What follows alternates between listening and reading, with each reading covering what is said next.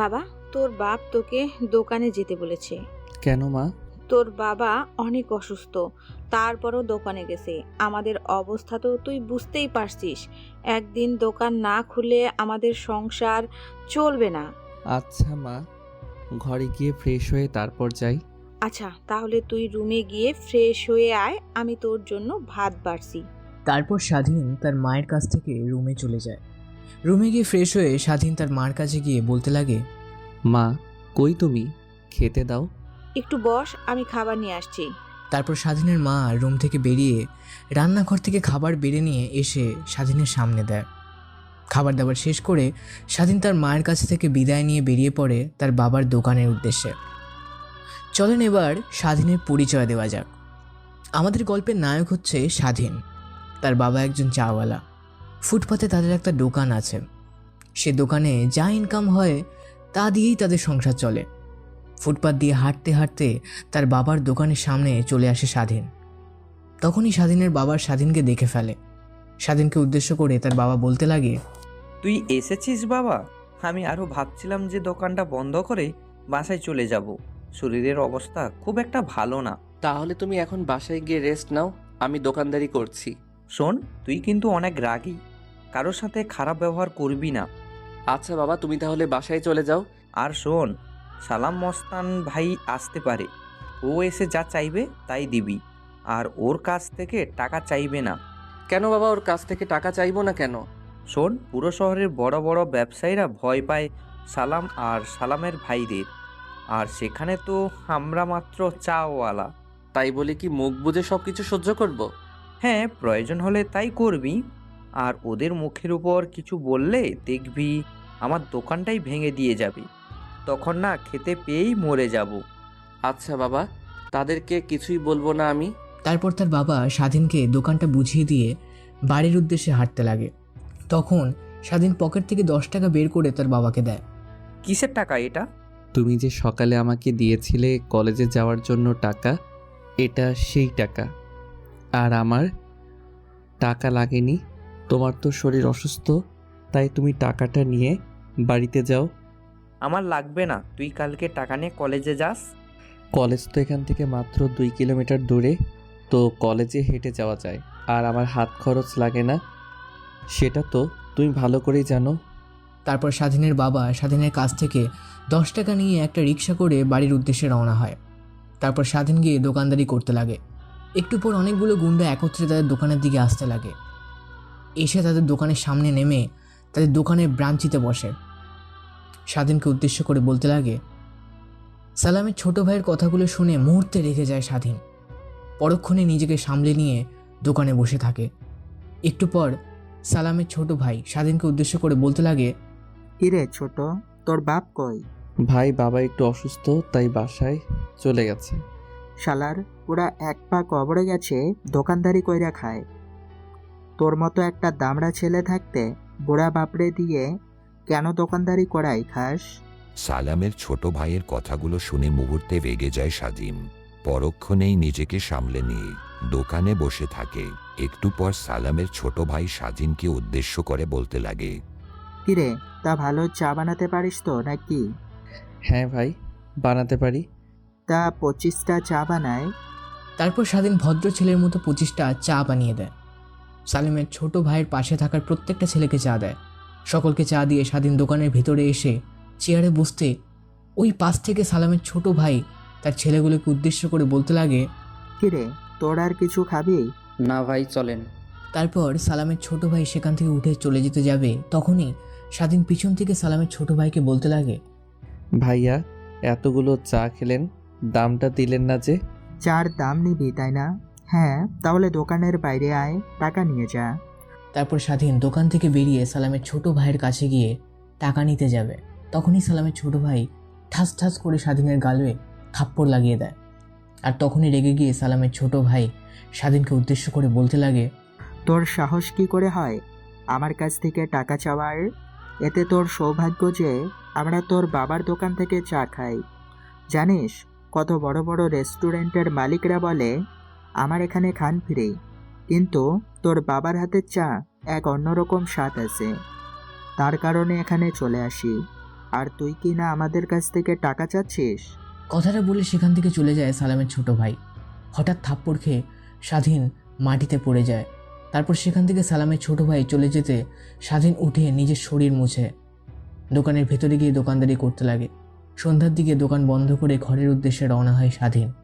বাড়িতে গিয়ে দরজাতে নক দেয়। তার মা দরজা খুলে দেয়। স্বাধীনকে মনমরা দেখে তার মা স্বাধীনকে জিজ্ঞেস করে। কি হয়েছে বাবা, তোকে এরকম দেখাচ্ছে কেন? পাশে তার বাবা বসেছিল। স্বাধীনের মুখের দিকে তাকিয়ে দেখে 5 আঙ্গুলের দাগ বসে আছে। তখনই স্বাধীনের বাবা স্বাধীনকে উদ্দেশ্য করে বলতে লাগে, তোকে বারবার করে মানা করেছিলাম যে সালামের ছোট ভাইয়ের কাছ থেকে টাকা নিবি না, কিন্তু টাকা চেয়েছিলি আর টাকা দেয় নাই, আর তোকে থাপ্পড় দিয়েছে, তাই তো? স্বাধীনের মুখের দিকে তাকিয়ে তার বাবা বুঝে যায় যে তার সাথে কি হয়েছে। তারপর স্বাধীনকে উদ্দেশ্য করে বলে ওঠে কথাগুলো। বাবার মুখ থেকে এরকম কথা শুনে মুহূর্তেই বোকা বনে যায় স্বাধীন। নিজেকে সামলে নিয়ে বাবাকে উদ্দেশ্য করে বলতে থাকে, না বাবা, তেমন কিছু হয়নি। সেখানে আর দাঁড়িয়ে না থেকে স্বাধীন তার রুমে চলে যায়। রুমে গিয়ে সোজা ওয়াশরুমে চলে যায়। ওয়াশরুম থেকে বেরিয়ে খাটে শুয়ে একটু রেস্ট নেয়। কিছুক্ষণ পর স্বাধীনের মা রুমে প্রবেশ করে স্বাধীনকে উদ্দেশ্য করে বলতে লাগে, শোন বাবা, রাগ করে কি করবি বল? আমাদের জীবন এরকমই, আর রাগ করে লাভ নাই, নিচে গিয়ে ভাত খেয়ে নে। তারপর স্বাধীন মায়ের সাথে নিচে চলে যায়। নিচে গিয়ে তার বাবার সাথে বসে খাবার খেয়ে সোজা তার রুমে চলে যায়। রুমে গিয়ে একটু পড়াশোনা করে আবার ঘুমিয়ে পড়ে। পরের দিন সকালবেলা স্বাধীনের ঘুম ভাঙে আজানের শব্দে। ঘুম থেকে উঠে অজু করে মসজিদে গিয়ে নামাজ পড়ে। ব্যস্ত শহরটাতে একটু হাঁটতে লাগে। হাঁটাহাঁটি শেষ করে বাসায় এসে ফ্রেশ হয়ে কলেজে যাওয়ার জন্য রেডি হতে লাগে। তখনই তার মা পিছন থেকে স্বাধীনকে উদ্দেশ্য করে বলতে লাগে, শোন বাবা, আজকে তোর কলেজে যেতে হবে না। কেন মা, কলেজে যাব না কেন? তোর বাবার শরীরটা আজকে অনেক খারাপ, আর বাসাতেও তেমন খাবার নেই। কালকে যা দোকান থেকে এনেছিলি সব টাকা ঔষধ কিনে নিয়ে এসে সে তোর বাবা। সকালের মধ্যে ভাত হবে, কিন্তু দুপুরে কি খাবো তার ঠিক নেই। তুই দোকানে চলে যা, বিকেলে আসার সময় চাল ডাল কিনে নিয়ে আসিস। আচ্ছা মা। তারপর স্বাধীন তার কলেজের পোশাক চেঞ্জ করে আরেকটি পোশাক পরে নেয়। তারপর নিচে গিয়ে খাবার খেয়ে তার বাবার চায়ের দোকানের উদ্দেশ্যে রওনা হয়েছে। দোকানে গিয়ে দোকান খুলে বসে রয়েছে স্বাধীন। তখনই তার এক কলেজের বান্ধবী গাড়ি নিয়ে তাদের দোকানের সামনে দিয়ে যেতে লাগে। অমনি স্বাধীনকে দেখে ফেলে। ড্রাইভারকে গাড়ি দাঁড় করাতে বললে ড্রাইভার গাড়ি দাঁড় করায়। তারপর তার কাছে থাকা মোবাইল ফোন দিয়ে স্বাধীনকে সহ দোকানে একটা ছবি তুলে নেয়। অন্যদিকে স্বাধীন মন দিয়ে দোকানদারি করতে লাগে। বিকালের দিকে আবার সেই সালামের ছোট ভাই আর পোলাপান নিয়ে দোকানে চলে আসে। তারপর স্বাধীনকে উদ্দেশ্য করে বলতে লাগে, কিরে, আজকেও তুই? তোর বাবা কই? আসলে ভাই, আমার বাবা অনেক অসুস্থ, তাই দোকান আসতে পারছে না, তাই আমি চলে এসেছি। তুই তাহলে একটা কাজ কর, আমাদের দলে যোগ দে। প্রত্যেক দিন অনেক টাকা করে পাবি, আর তোর বাবার ভালো চিকিৎসা করাতে পারবি। ধন্যবাদ ভাইয়া বলার জন্য, কিন্তু আমি হালাল রোজগার করে খেতে চাই। স্বাধীনের মুখ থেকে এরকম কথা শুনে রেগে যায় সালামের ছোট ভাই। তারপর দৌড়ে স্বাধীনের কাছে গিয়ে ঠাস করে একটা থাপ্পড় দিয়ে বলতে লাগে, তার মানে কি তুই বলতে চাচ্ছিস যে আমরা যা রোজগার করে তা বেহালাল? হঠাৎ থাপ্পড় খেয়ে মাটিতে পড়ে যায় স্বাধীন। তারপর পড়া থেকে উঠতে উঠতে সালামের ছোট ভাইকে উদ্দেশ্য করে বলতে লাগে, কই ভাই, আমি কখন বললাম আপনারা যা রুজি রোজগার করেন তা বেহালাল? তারপর সেখান থেকে উঠে স্বাধীন দোকান রুমে গিয়ে সালামের ছোট ভাইদের জন্য চা তৈরি করে তাদেরকে দেয়। কালকে নাই, আজকে টাকা না দিয়ে সেখান থেকে চলে যায়। তারপর দোকান থেকে যা রোজগার করেছে সেই টাকাগুলো নিয়ে বাজারে গিয়ে চাল ডাল কিনে স্বাধীন বাড়িতে ফেরে। বাসায় গিয়ে দরজায় কড়া দিতে তার মা এসে দরজা খুলে দেয়। স্বাধীনের হাত থেকে বাজারের ব্যাগটা নিয়ে স্বাধীনকে উদ্দেশ্য করে বলতে লাগে, বাবা, তোকে এই 2টা দিন অনেক কষ্ট দিয়ে ফেলেছি। তোর বাবার সুস্থ থাকলে কখনোই তোকে দোকানে পাঠাতাম না। তারপর স্বাধীনকে তার রুমে গিয়ে ফ্রেশ হয়ে খাটে শুয়ে পড়ে। অন্যদিকে স্বাধীনের মা স্বাধীনের হাত থেকে বাজারের ব্যাগটা নিয়ে রান্না বসিয়ে দেয়। কিছুক্ষণ পর রান্না শেষ হলে স্বাধীনকে ডাকতে লাগে, বাবা, খাবার রেডি, এসে খেয়ে যা। আসি মা।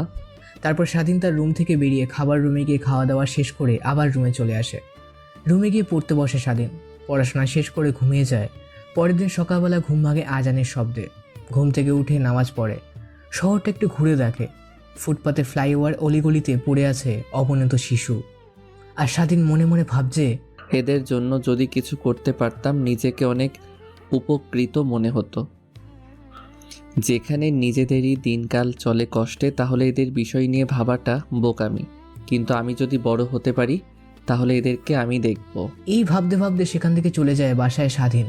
বাসায় গিয়ে দেখে তার বাবা বসে থেকে টিভি দেখছে। স্বাধীন তার বাবার কাছে গিয়ে বসে।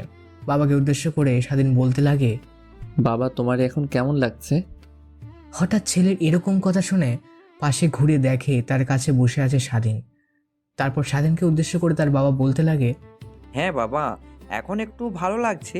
আজকে তোকে দোকানে যেতে হবে না, আমি যাব, তুই কলেজে চলে যাস। বাবার মুখ থেকে এরকম কথা শুনে স্বাধীনের মুখে হাসি সেকে ফুটে ওঠে। মুহূর্তে নিজেকে সামলে নিয়ে বাবাকে উদ্দেশ্য করে স্বাধীন বলতে লাগে। ওকে বাবা। তারপর স্বাধীন তার রুমে গিয়ে ফ্রেশ হয়ে কলেজের বের হতে যাবেই তখনই স্বাধীনের মা স্বাধীনকে পেছন থেকে ডাক দিয়ে বলতে লাগে, কই যাচ্ছিস তুই? খাওয়া দাওয়া করে যাবি তো কলেজে নাকি? না, আমার ক্ষুধা লাগেনি, কলেজ থেকে এসে খাওয়া দাওয়া করব। তারপর স্বাধীন বাসা থেকে বেরিয়ে সোজা কলেজে চলে যায়। কলেজে গিয়ে স্বাধীনের বন্ধুরা যেখানে আড্ডা দেয় সেখানে চলে যায়। স্বাধীন তার বন্ধুদের কাছে গিয়ে সকলকে উদ্দেশ্য করে বলতে লাগে। কেমন আছিস তোরা? স্বাধীনের কথায় কোনো উত্তর না দিয়ে তার বন্ধু বান্ধবীগুলা নিজেদের মাঝে কথা বলতে লাগে। এরকম ব্যবহার দেখে মুহূর্তেই অবাক হয়ে যায় স্বাধীন। তারপর নিজেকে সামলে নিয়ে সকলকে উদ্দেশ্য করে বলতে লাগে, কিরে, তোদের আবার কি হলো? আমার সাথে কথা বলছিস না কেন? আমরা কোনো চাওয়ালার সাথে কথা বলতে চাই না। ও, তাহলে তোরা আমার পরিচয় জেনে গেছিস? কিছুদিন পরে এমনিতেই বলতাম তোদেরকে, আগে থেকে জেনে গেছিস, ভালো হয়েছে। দেখ, তোর সাথে আমরা কেউ আর কথা বলতে চাচ্ছি না। একটা সাধারণ চাওয়ালা আমাদের বন্ধু ভাবতে কীরকম একটা গা শিউরে ওঠে। আর শোন, আজ থেকে আমাদের বন্ধুত্ব এখানেই শেষ। এরকম কথা শুনে মুহূর্তে বোকা বনে যায় স্বাধীন। মাঠের দিকে তাকিয়েছিল, তখনই তার বন্ধু মেয়েগুলো উদ্দেশ্য করে বলতে লাগে, শোন, ও চাওয়ালার বা চাওয়ালা ছেলে যাই বলি না কেন, হালাল পথে ইনকাম করে খায়। তোরা কেউ কি শিওর দিয়ে বলতে পারবি যে আমার বাবা হালাল পথে ইনকাম করে খায়? জানি কেউ পারবে না, কিন্তু স্বাধীনকে দেখ, সে বুক ফুলিয়ে বলতে পারবে যে তার বাবা হালাল ইনকাম করে খায়। আর শোন, তোদেরকে আমার বন্ধু ভাবতে লজ্জা লাগে।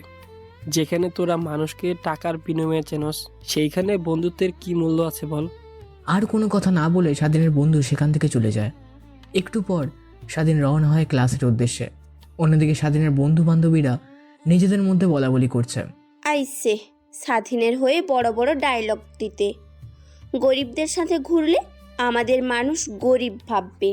হ্যাঁ, তুই ঠিকই বলেছিস। স্বাধীনের সাথে চলাফেরা করলে মানুষ আমাদের গরিব ভাববে, আর আমাদেরও তো একটা লেভেল আছে না। আচ্ছা, স্বাধীন কিভাবে কলেজে চান্স পেল?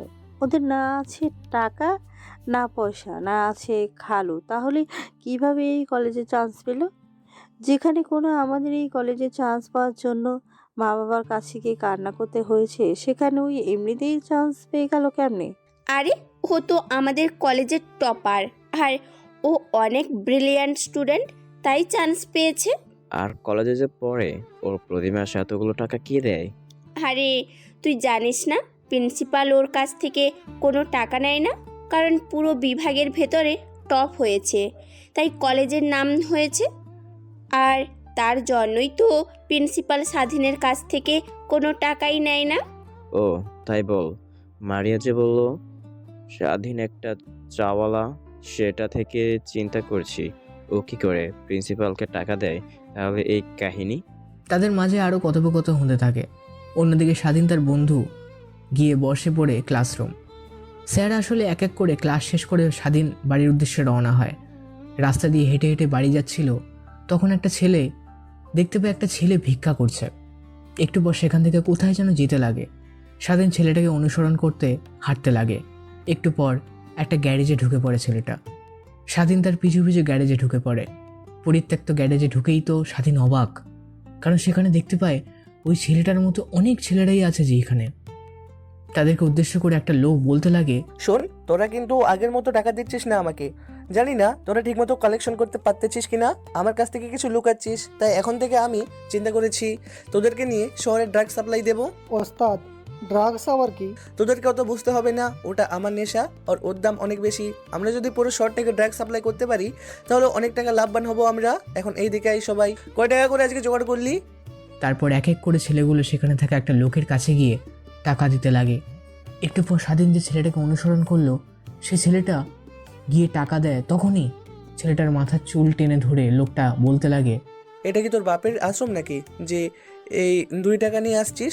তার মাছ থেকে তো তুই তো 20 টাকা খেয়ে ফেলবি, তাহলে তোকে রেখে তো আমার কোনো লাভ নেই। কথাটি বলে ছেলেটাকে আবার ঠাস করে একখান থাপ্পড় লাগিয়ে দেয় লোকটা।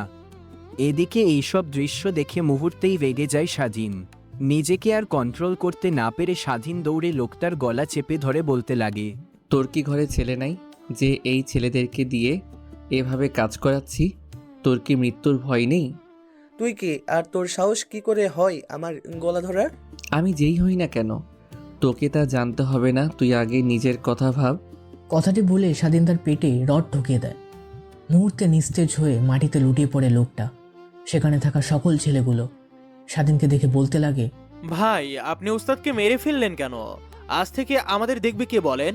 আজ থেকে তোদের দেখার দায়িত্ব আমার। আর হ্যাঁ, একে যে আমি মেরেছি তোরা কাউকে বলবি না।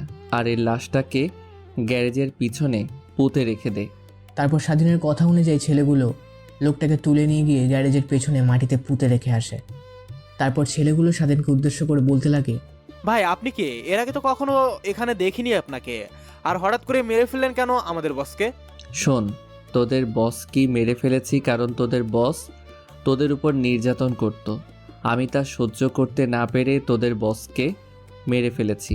আর তোরা আজ থেকে অনাথ আশ্রমে থাকবি।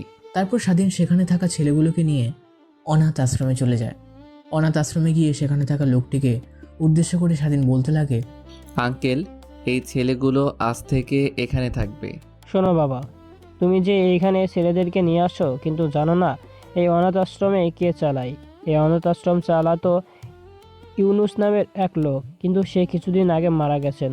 এখন এই অনাথ আশ্রমটা একদম অচল, আর এই জমিটার দিকে নজর পড়েছে। পাগলা ইমরান এসে বলে গেছে যে 3 দিনের ভিতর অনাথ আশ্রম রেখে চলে যেতে হবে। তাদের কথা বলার মাঝেই পাগলা ইমরান সেখানে উপস্থিত হয়। তারপর পাগলা ইমরান অনাথ আশ্রমের বৃদ্ধ লোকটাকে উদ্দেশ্য করে বলতে লাগে, শোন, অনেক সময় দিয়েছি, আর না তুই এখনই এই অনাথ আশ্রম ছেড়ে চলে যাবি, আর আমি এখানে আমার স্বপ্নের শপিং মল বানাবো। পাগলা ইমরান কথা বলা শেষ করতে না করতে স্বাধীন দৌড়ে গিয়ে তার কলার চেপে ধরে। কিছু মুহূর্ত সেখানে শুনশান নীরবতা পালন করে একটু পর পাগলা ইমরান স্বাধীনকে উদ্দেশ্য করে বলতে লাগে, তুই আমাকে চিনিস না? আমি কে? তুই আমার কলার ধরে একদমই ঠিক করিস নাই, এর শাস্তি তো তোকে পেতেই হবে। চেয়ে থেকে তোরা কি দেখছিস? ছেলেটাকে ধর। কথাটি বলল পাগলা ইমরান তার ছেলেপেলেকে উদ্দেশ্য করে। মুহূর্তে তার ছেলেপেলে আশ্রমে ঢুকে স্বাধীনকে ঘিরে ধরে। এক পর্যায়ে একটা ছেলে হাতে ছুরি নিয়ে স্বাধীনকে আঘাত করতে আসে। তাদের আস্থা দেখে স্বাধীন তো এমনিতেই রেগেছিল। ওরা যখন কাছে আসে, স্বাধীন এক এক করে প্রত্যেকটা ছেলেকে মেরে মাটিতে ফেলে দেয়। তারপর স্বাধীন পাগলা ইমরানের কাছে চলে যায়। স্বাধীন পাগলা ইমরানকে উদ্দেশ্য করে বলতে লাগে, কি যেন বলছিলি তুই? তোর পরিচয় তো এখন বল, তোর পরিচয় দেখি, তোর কত সাহস। হাতের মধ্যে ধারালো চাকু ঘোরাচ্ছিল আর বলছিল কথাগুলো স্বাধীন। মুহূর্তেই থমকে যায় পাগলা ইমরান। কি বলবে চিন্তা করতে লাগে সে। পরক্ষণে নিজেকে সামনে নিয়ে স্বাধীনকে উদ্দেশ্য করে বলতে লাগে এসে, তুমি কে? এর আগে তো কখনোই দেখিনি তোমাকে। আজ থেকে সবাই চিনবে আমাকে। আমি হচ্ছি এই শহরের নতুন মাফিয়া। প্লিজ আমাকে ক্ষমা করে দাও, আমাকে প্লিজ মারবে না। তোদেরকে বিশ্বাস করার চেয়ে গলিতে ঘোরাফেরা করা কুকুরগুলোকে বিশ্বাস করা ভালো। এই বলে স্বাধীন পাগলা ইমরানের বুকে ছুরি ঢুকিয়ে দেয়। মুহূর্তে পাগলা ইমরানের নিথর দেহ মাটিতে লুটিয়ে পড়ে। তারপর স্বাধীন অনাথ আশ্রমে থাকা লোকটিকে উদ্দেশ্য করে বলতে লাগে, আজ থেকে কেউ আপনাকে বিরক্ত করতে আসবে না।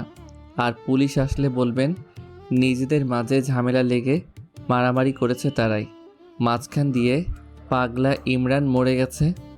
বৃদ্ধাশ্রমে থাকা লোকটিকে কথাটি বলে স্বাধীন সেখান থেকে বাড়ির উদ্দেশ্যে রওনা হয়। বাসায় এসে স্বাধীন তার রুমে এসে ওয়াশরুমে চলে যায়। বেরিয়ে এসে খাটে শুয়ে রেস্ট নিচ্ছে আর মনে মনে ভাবছে স্বাধীন, আজ আমি এগুলো কি করলাম? নিজের হাত দিয়ে 2টা মানুষকে মেরে ফেললাম। পরক্ষণে নিজেকে সামলে নিয়ে স্বাধীন আবার বলতে লাগে, না না না, এগুলো ভাবলে চলবে না। এই শহরের মানুষের পাশে আমার দাঁড়াতে হবে। আর আমি একটা নতুন শহর সবাইকে উপহার দেব, যাতে থাকবে না কোনো মাফিয়া, না থাকবে কোনো ডনের অত্যাচার, না থাকবে কোনো চাঁদাবাজি। শুয়ে থেকে কথাগুলোই ভাবছিল স্বাধীন। তখনই তার মা তার রুমে প্রবেশ করে স্বাধীনকে উদ্দেশ্য করে বলতে লাগে, কি রে বাবা, তোর পিঠে কি হয়েছে? ওরকম দাগ কেন? দেখি দেখি। তেমন কিছু না, ওয়াশরুমে গিয়ে পিছলে পড়ে গেছিলাম। একটু দেখে শুনে কাজ করবি না? খামখেয়ালি ভাবে কাজ করিস তুই। নিচে আয়, খাবার বেড়েছি, খাওয়া দাওয়া করে নে। আর আজকাল তোর বাবার শরীরটাও তেমন ভালো যাচ্ছে না। কালকে থেকে তুই আর কলেজে যাবি না। তোর বাবার চায়ের দোকান দেখাশোনা করবি, আর রাত্রিতে এসে পড়াশোনা করবি। কথাটা বলে স্বাধীনের মা স্বাধীনের রুম থেকে বেরিয়ে গেল। মার এরকম কথা শুনে স্বাধীন ভেবাচেকা খেয়ে গেল। তারপর স্বাধীন নিজেকে সামলে নিয়ে নিচে এসে খাবার খেয়ে তার রুমে গিয়ে পড়তে লাগে। পরের দিন সকালবেলা প্রতিদিনের নাই ঘুম ভাঙে আজানের শব্দে। ঘুম থেকে উঠে নামাজ পড়তে মসজিদ চলে যায় স্বাধীন। নামাজ শেষ করে শহরটাকে উপভোগ করার জন্য হাঁটতে লাগে স্বাধীন। হাঁটাহাঁটি করতে করতে হঠাৎ দেখতে পায় কিছু ছেলে একটা ছেলেকে ধরে মারছে। তখন ছেলেগুলোর কাছে গিয়ে বলতে লাগে, কি হয়েছে ভাই তোমাদের? এইভাবে ছেলেটাকে মারছো কেন? মারবো না তো কি করব? কি আদর করব নাকি? আমার হাত থেকে ফোন নিয়ে দৌড় দিয়েছে, কত বড় সাহস! কথাটি শেষ না করে ঠাস করে ছেলেটির গালে থাপ্পড় লাগিয়ে দেয় লোকটি। লোকটি এরকম ব্যবহারে স্বাধীন অনেকটাই রেগে যায়। পরক্ষণে নিজেকে সামলে নিয়ে লোকটিকে উদ্দেশ্য করে স্বাধীন বলতে লাগে, আপনার ফোন তো আপনি পেয়ে গেছেন তাই না? তাহলে ছেলেটাকে এভাবে মারছেন কেন? আপনি কে? হ্যাঁ, সেই আসার পর থেকে শুধু জ্ঞান দিয়ে যাচ্ছেন। আপনি তো আবার এদের জ্ঞানের লোক না। লোকটার মুখ থেকে এরকম কথা শুনে মুহূর্তেই বোকা বলে যায় স্বাধীন।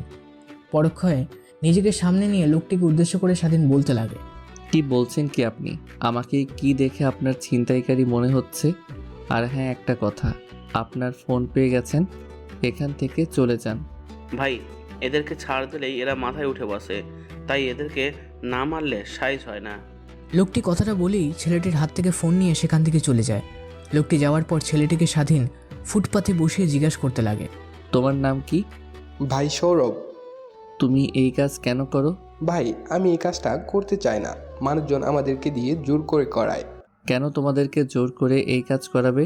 আমরাও তো মানুষ, এই সমাজে বাঁচতে চাই, কিন্তু ফুটপাতে থাকি বলে কেউ সম্মান করে না, কাজ চাইলে কাজ দেয় না। আমাদেরও তো ক্ষুধা লাগে, কি করব বুঝতে না পেরে এই পথ বেছে নিয়েছি। শুনো, তোমাদের আর এই কাজ করতে হবে না। আজ থেকে তুমি আমার সাথে থাকবে। আমরা এই শহরটাকে নতুন করে জাগিয়ে তুলব। এই শহরে যারা অনিয়ম অন্যায় কাজ করে তাদেরকে আমরা শায়েস্তা করব। কিভাবে ভাই? তাদেরকে এই দুনিয়া থেকে চিরতরে মুছে ফেলব। স্বাধীনের মুখ থেকে এরকম কথা শুনে সৌরভ মুহূর্তে অবাক হয়ে যায়। নিজেকে সামনে নিয়ে সৌরভ স্বাধীনকে উদ্দেশ্য করে বলতে লাগে, কিভাবে চিরতরে মুছে ফেলবেন তাদেরকে? শোন, তোদের মতো আরও যারা অবহেলিত ছেলেপেলে আছে তাদেরকে নিয়ে আমি একটা মাফিয়া দল করব। তাদের কাজ থাকবে এই শহরটাকে সন্ত্রাস মুক্ত করা। তুই কি আমার সাথে কাজ করবি? হ্যাঁ ভাই, আমি আপনার সাথে কাজ করব। আর শোন, কখনো কাউকে বলবি না যে আমরা মাফিয়া, তাহলে কিন্তু আমাদের ক্ষতি হতে পারে। বুঝতে পেরেছিস? হ্যাঁ ভাই, বুঝতে পেরেছি। তাহলে আমরা কাল থেকে নেমে পড়ব। শোন, আমাদের কাজ হবে রাত্রিতে বের হওয়া। দিনের বেলা আমাদেরকে মানুষ সাধারণ মানুষ হিসেবে চিনবে, কিন্তু রাত হলে আমাদের ভয়ঙ্কর রূপ ধারণ করব। কালকে রাত্রিতে ঠিক এইখানে দেখা করবি তোর সাথে আরও ছেলেপেলেকে নিয়ে। ওকে ভাই। আর আমি দেখছি যে তোদেরকে কোনো কাজ পাইয়ে দিতে পারি কিনা। সৌরভের সাথে স্বাধীন আরও কিছু কথা বলে বাড়ির উদ্দেশ্যে রওনা হয়। বাড়িতে গিয়ে দরজায় কড়া দিতে তার মা দরজায় এসে খুলে দেয়। তারপর স্বাধীন তার রুমে গিয়ে ফ্রেশ হয়ে খাটে শুয়ে রেস্ট করতে লাগে। তখনই তার মা তাকে উদ্দেশ্য করে বলতে লাগে, কি রে বাবা, দোকানে যাবি না? বাহির থেকে এসে শুয়ে পড়লি যে, অনেক বেলা হয়ে গেছে। এখন দোকান না করলে বিক্রি করতে পারবি না। তারপর স্বাধীন শোয়া থেকে উঠে দোকানের উদ্দেশ্যে বেরিয়ে পড়ে। তারপর স্বাধীন তাদের ফুটপাতে থাকা চায়ের দোকানটিতে গিয়ে কাজ করতে লাগে। এভাবেই কেটে যায় দিনটা। বিকেলের দিকে স্বাধীনদের চায়ের দোকানে চলে আসে সালামের ছোট ভাই। এসে প্রতিদিনের ন্যায় স্বাধীনকে উদ্দেশ্য করে বলতে লাগে সে, কিরে, আজকে তোর বাবা দোকানে আসেনি? না ভাই, বাবার শরীরটা দিন দিন কী রকম জানি খারাপের দিকে যাচ্ছে। স্বাধীনের এরকম কথা শুনে একটু মায়া লাগে সালামের ছোট ভাইয়ের। মুহূর্তে নিজেকে সামলে নিয়ে স্বাধীনকে উদ্দেশ্য করে বলতে লাগে, 25টা চা দে, একটু চিনি বেশি করে। ভাইয়া দেখেন, এমনিতেই বাবার শরীরটা খুব খারাপ। আমি এসে দোকান চালাই। আপনি যদি প্রতিদিন এইভাবে এসে খেতে থাকেন তাহলে তো দোকান বন্ধ করে দিতে হবে আমাদের। আবার তুই আমার মুখের উপর কথা বলছিস? তোর সাহস তো কম না। তারপর স্বাধীন আর কিছু না বলে তাদেরকে চা বানিয়ে দেয়। একটু পর তারা সেখান থেকে চলে যায়। অন্যদিকে স্বাধীন ভাবতে লাগে, তোদেরকে দিয়ে আমি শুরু করব। আমার নেক্সট টার্গেট হচ্ছিস তোরা, তারপরে তোর ভাই, তারপরে তোর ভাইয়ের উপর যে আছে সে। হা হা হা। কথাটি শেষ করেই স্বাধীন দোকান বন্ধ করে বাজারে গিয়ে বাসার জন্য কিছু কিনে আবার চলে যায়। বাসায় গিয়ে দরজায় কড়া নাড়তেই তার মা এসে দরজা খুলে স্বাধীনের হাত থেকে বাজারের ব্যাগটি নিয়ে স্বাধীনকে উদ্দেশ্য করে বলতে লাগে স্বাধীনের মা, বাবা শোন, রুমে গিয়ে ফ্রেশ হয়ে আয়, আমি খাবার বেড়ে দিচ্ছি। তারপর স্বাধীন তার রুমে গিয়ে ফ্রেশ হয়ে নিচে এসে খাবার খেয়ে তার রুমে গিয়ে দরজা লাগিয়ে তার রুমে থাকা জানালা দিয়ে বাইরে চলে আসে। তারপর সেখান থেকে সেই ছেলেগুলোর সাথে দেখা করার জন্য ফুটপাতে চলে যায়। স্বাধীন গিয়ে দেখে ফুটপাতে ওই ছেলেটি ছাড়া আরও অনেক ছেলে সেখানে দাঁড়িয়ে আছে। তারপর স্বাধীন তাদের কাছে যেতেই সেখানে থাকা ওই দিনের সৌরভ নামের ছেলেটি স্বাধীনকে উদ্দেশ্য করে বলতে লাগে, ভাই, আপনি বলেছিলেন যে আমার বন্ধুদের আনতে, এই যে আমার বন্ধুরা। তারপর সেখান থেকে ছেলেগুলো এক এক করে স্বাধীনের সাথে পরিচয় হতে লাগে। পরিচয় পর্ব সেরে স্বাধীন ছেলেগুলোকে উদ্দেশ্য করে বলতে লাগে, অনেক তোরা, আজ থেকে আমরা একটা মাফিয়া। কেউ পিছু ফিরবো না, বিপদ দেখেও সামনের দিকে এগিয়ে যাব। আর এই শহরে যারা অন্যায় অবিচার করে তাদের জন্যই আমরা তৈরি হয়েছি, তাদেরকে মৃত্যু দেব। আর শোন একটা কথা, আজকে থেকে আমাদের মিশন শুরু হবে। তারপর স্বাধীন ছেলেগুলোকে নিয়ে সালামের ছোট ভাইয়ের আড্ডায় চলে যায়। সালামের ছোট ভাই যেখানে আড্ডা দেয় পুরো শহরের সবাই জানে ওইখানেই থাকে। তাই সালামের ভাইয়ের আড্ডার স্থান থেকে 100 গজ দূর দিয়ে মানুষ চলাফেরা করে। তারপর স্বাধীন আর তার ছেলে পেলে চলে যায় সালামের ছোট ভাইয়ের আড্ডায়। একটু পর স্বাধীন তাদের আড্ডা দেওয়ার রুমে প্রবেশ করে। দেখতে পায় পাগলা সালামের লোকেরা একটা মেয়েকে তুলে এনে রেপ করছে। হঠাৎ স্বাধীনকে দেখে চমকে ওঠে তারা। মুহূর্তেই নিজেদেরকে সামলে নিয়ে স্বাধীনকে উদ্দেশ্য করে পাগলা সালামের ছোট ভাই বলতে লাগে, কিরে, তোর সাহস কি করে হয় আমাদের এখানে আসার, যেখানে তোর থেকে বড় বড় মাপের লোকেরা এখানে আসতে ভয় করে? সেখানে একটা সামান্য চাওয়ালা ছেলে এখানে এসেছে, তোর সাহস তো কম না। কথাটা বলেই স্বাধীনকে মারতে আসে পাগলা সালামের ছোট ভাই। এদিকে তার ছেলে পেলেগুলো নেশা করে অচেতন অবস্থায় শুয়ে আছে। হঠাৎ স্বাধীনের পেছন থেকে অনেকগুলো ছেলে বের হয়ে এসে পাগলা সালামের ভাইয়ের উপর আক্রমণ করে। অন্যদিকে সালামের ছোট ভাই তার পোলাপানকে উদ্দেশ্য করে বলতে লাগে, কিরে, কই তোরা, শালাদেরকে ধর। সালামের ছোট ভাই পেছনে তাকিয়ে দেখে সব ছেলেগুলো অচেতন অবস্থায় মদ খেয়ে পড়ে আছে। সামনে তাকাতেই এক এক করে প্রত্যেকটা ছেলে এসে তাকে মারতে লাগে। এক পর্যায়ে মারতে মারতে তাকে মেরে ফেলে। তারপর এক এক করে স্বাধীনের পোলাপান সবাইকে মেরে ফেলে। তারপর তাদেরকে একত্র করে দড়ি দিয়ে বেঁধে স্বাধীন মাটিতে লিখে দিয়ে আসে। সমাজের বুকে জন্ম নিয়েছে নতুন এক মাফিয়া দল, যাদেরকে দমনত্ব সহজ না। আর যারা এই শহরে অন্যায় অবিচার করবে তাদেরকে আমরা এইভাবে শেষ করে দেব। তারপর স্বাধীন আর তার ছেলে পেলে সেখান থেকে চলে যায়। তারপর তারা ফুটপাতে গিয়ে বসে একটু রেস্ট নিয়ে যে যার বাড়িতে চলে যায়। তারপর স্বাধীন সকালে ঘুম থেকে ওঠে, নামাজ পড়ে বাড়িতে একটু হাঁটাহাঁটি করে বাসায় ফিরে আসে। বাসায় এসে দেখে তার বাবা এক দৃষ্টিতে টিভিতে কি যেন দেখছে। স্বাধীন এসে তার বাবার পাশে বসে থেকে টিভি দেখতে লাগে। হঠাৎ করে টিভিতে খবর আসে, শহরের বৈশিষ্ট্য ব্যবসায়ী সালাম শিকদারের ছোট ভাই ইরান শিকদার গতকালকে কোনো এক দলে এসে যেন আক্রমণ করে আর তাদেরকে সকালই মেরে ফেলে। স্বাধীনের বাবা এরকম খবর শুনে একটু মুচকি হেসে স্বাধীনকে উদ্দেশ্য করে বলতে লাগে, আজ থেকে শান্তি মতো দোকানদারি করতে পারবো। প্রত্যেক দিনের জ্বালায় অতিষ্ঠ হয়ে গেছি। জানি না কারা এদেরকে মেরেছে, তাদেরকে অনেক অনেক ধন্যবাদ। বাবার মুখ থেকে এরকম কথা শুনে মুচকি হাসে স্বাধীন। তারপর স্বাধীনের বাবা স্বাধীনের দিকে তাকিয়ে স্বাধীনকে উদ্দেশ্য করে বলতে লাগে, আজ থেকে তোকে আর দোকানে যেতে হবে না। আল্লাহর রহমতে অনেকটা সুস্থ হয়ে গেছি আমি। আজ থেকে তুই তাহলে কলেজে যা। তারপর স্বাধীনের মা পেছন থেকে স্বাধীনকে স্বাধীনের বাবাকে উদ্দেশ্য করে বলতে লাগে, তোমরা আসো, খাবার রেডি করছি। তারপর সেদিন খাবার তার রুমে গিয়ে গোসল করে বেরিয়ে পড়ে কলেজের উদ্দেশ্যে। এদিকে স্বাধীনের সাথে তার আগের বন্ধুরা আর কথা বলে না, শুধুমাত্র শরীফুল বাদে। তারপর স্বাধীন কলেজে গিয়ে রুমে প্রবেশ করে। একটু পর শরীফুল তার কাছে এসে বসতে লাগে। আজ স্বাধীনকে উদ্দেশ্য করে বলতে লাগে শরীফুল, তোর কি হয়েছে? এরকম গোমরা মুখ করে আছিস কেন? তুই কি ওদের জন্য মন খারাপ করছিস, যেখানে তোকে মূল্যায়ন করতে জানে না? না, তেমন কিছু না। আসলে আজকে আসতে দেখলাম ফুটপাত দিয়ে অনেক ছেলে না খেতে পেয়ে অন্যায়ের পথ বেছে নিচ্ছে। এগুলো দেখে আবার নিজের মধ্যে কী রকম জানি ফিল হতে লাগে। তোদের মতো অত যদি আমার কাছে টাকা থাকতো তাহলে এদের পাশে দাঁড়াতাম। এরকম কথা শুনে স্বাধীনকে উদ্দেশ্য করে শরীফুল বলতে লাগে, শোন, আমার বাবা নতুন একটা কোম্পানি খুলেছে যেখানে বেশ কিছু ওয়ার্কার লাগবে।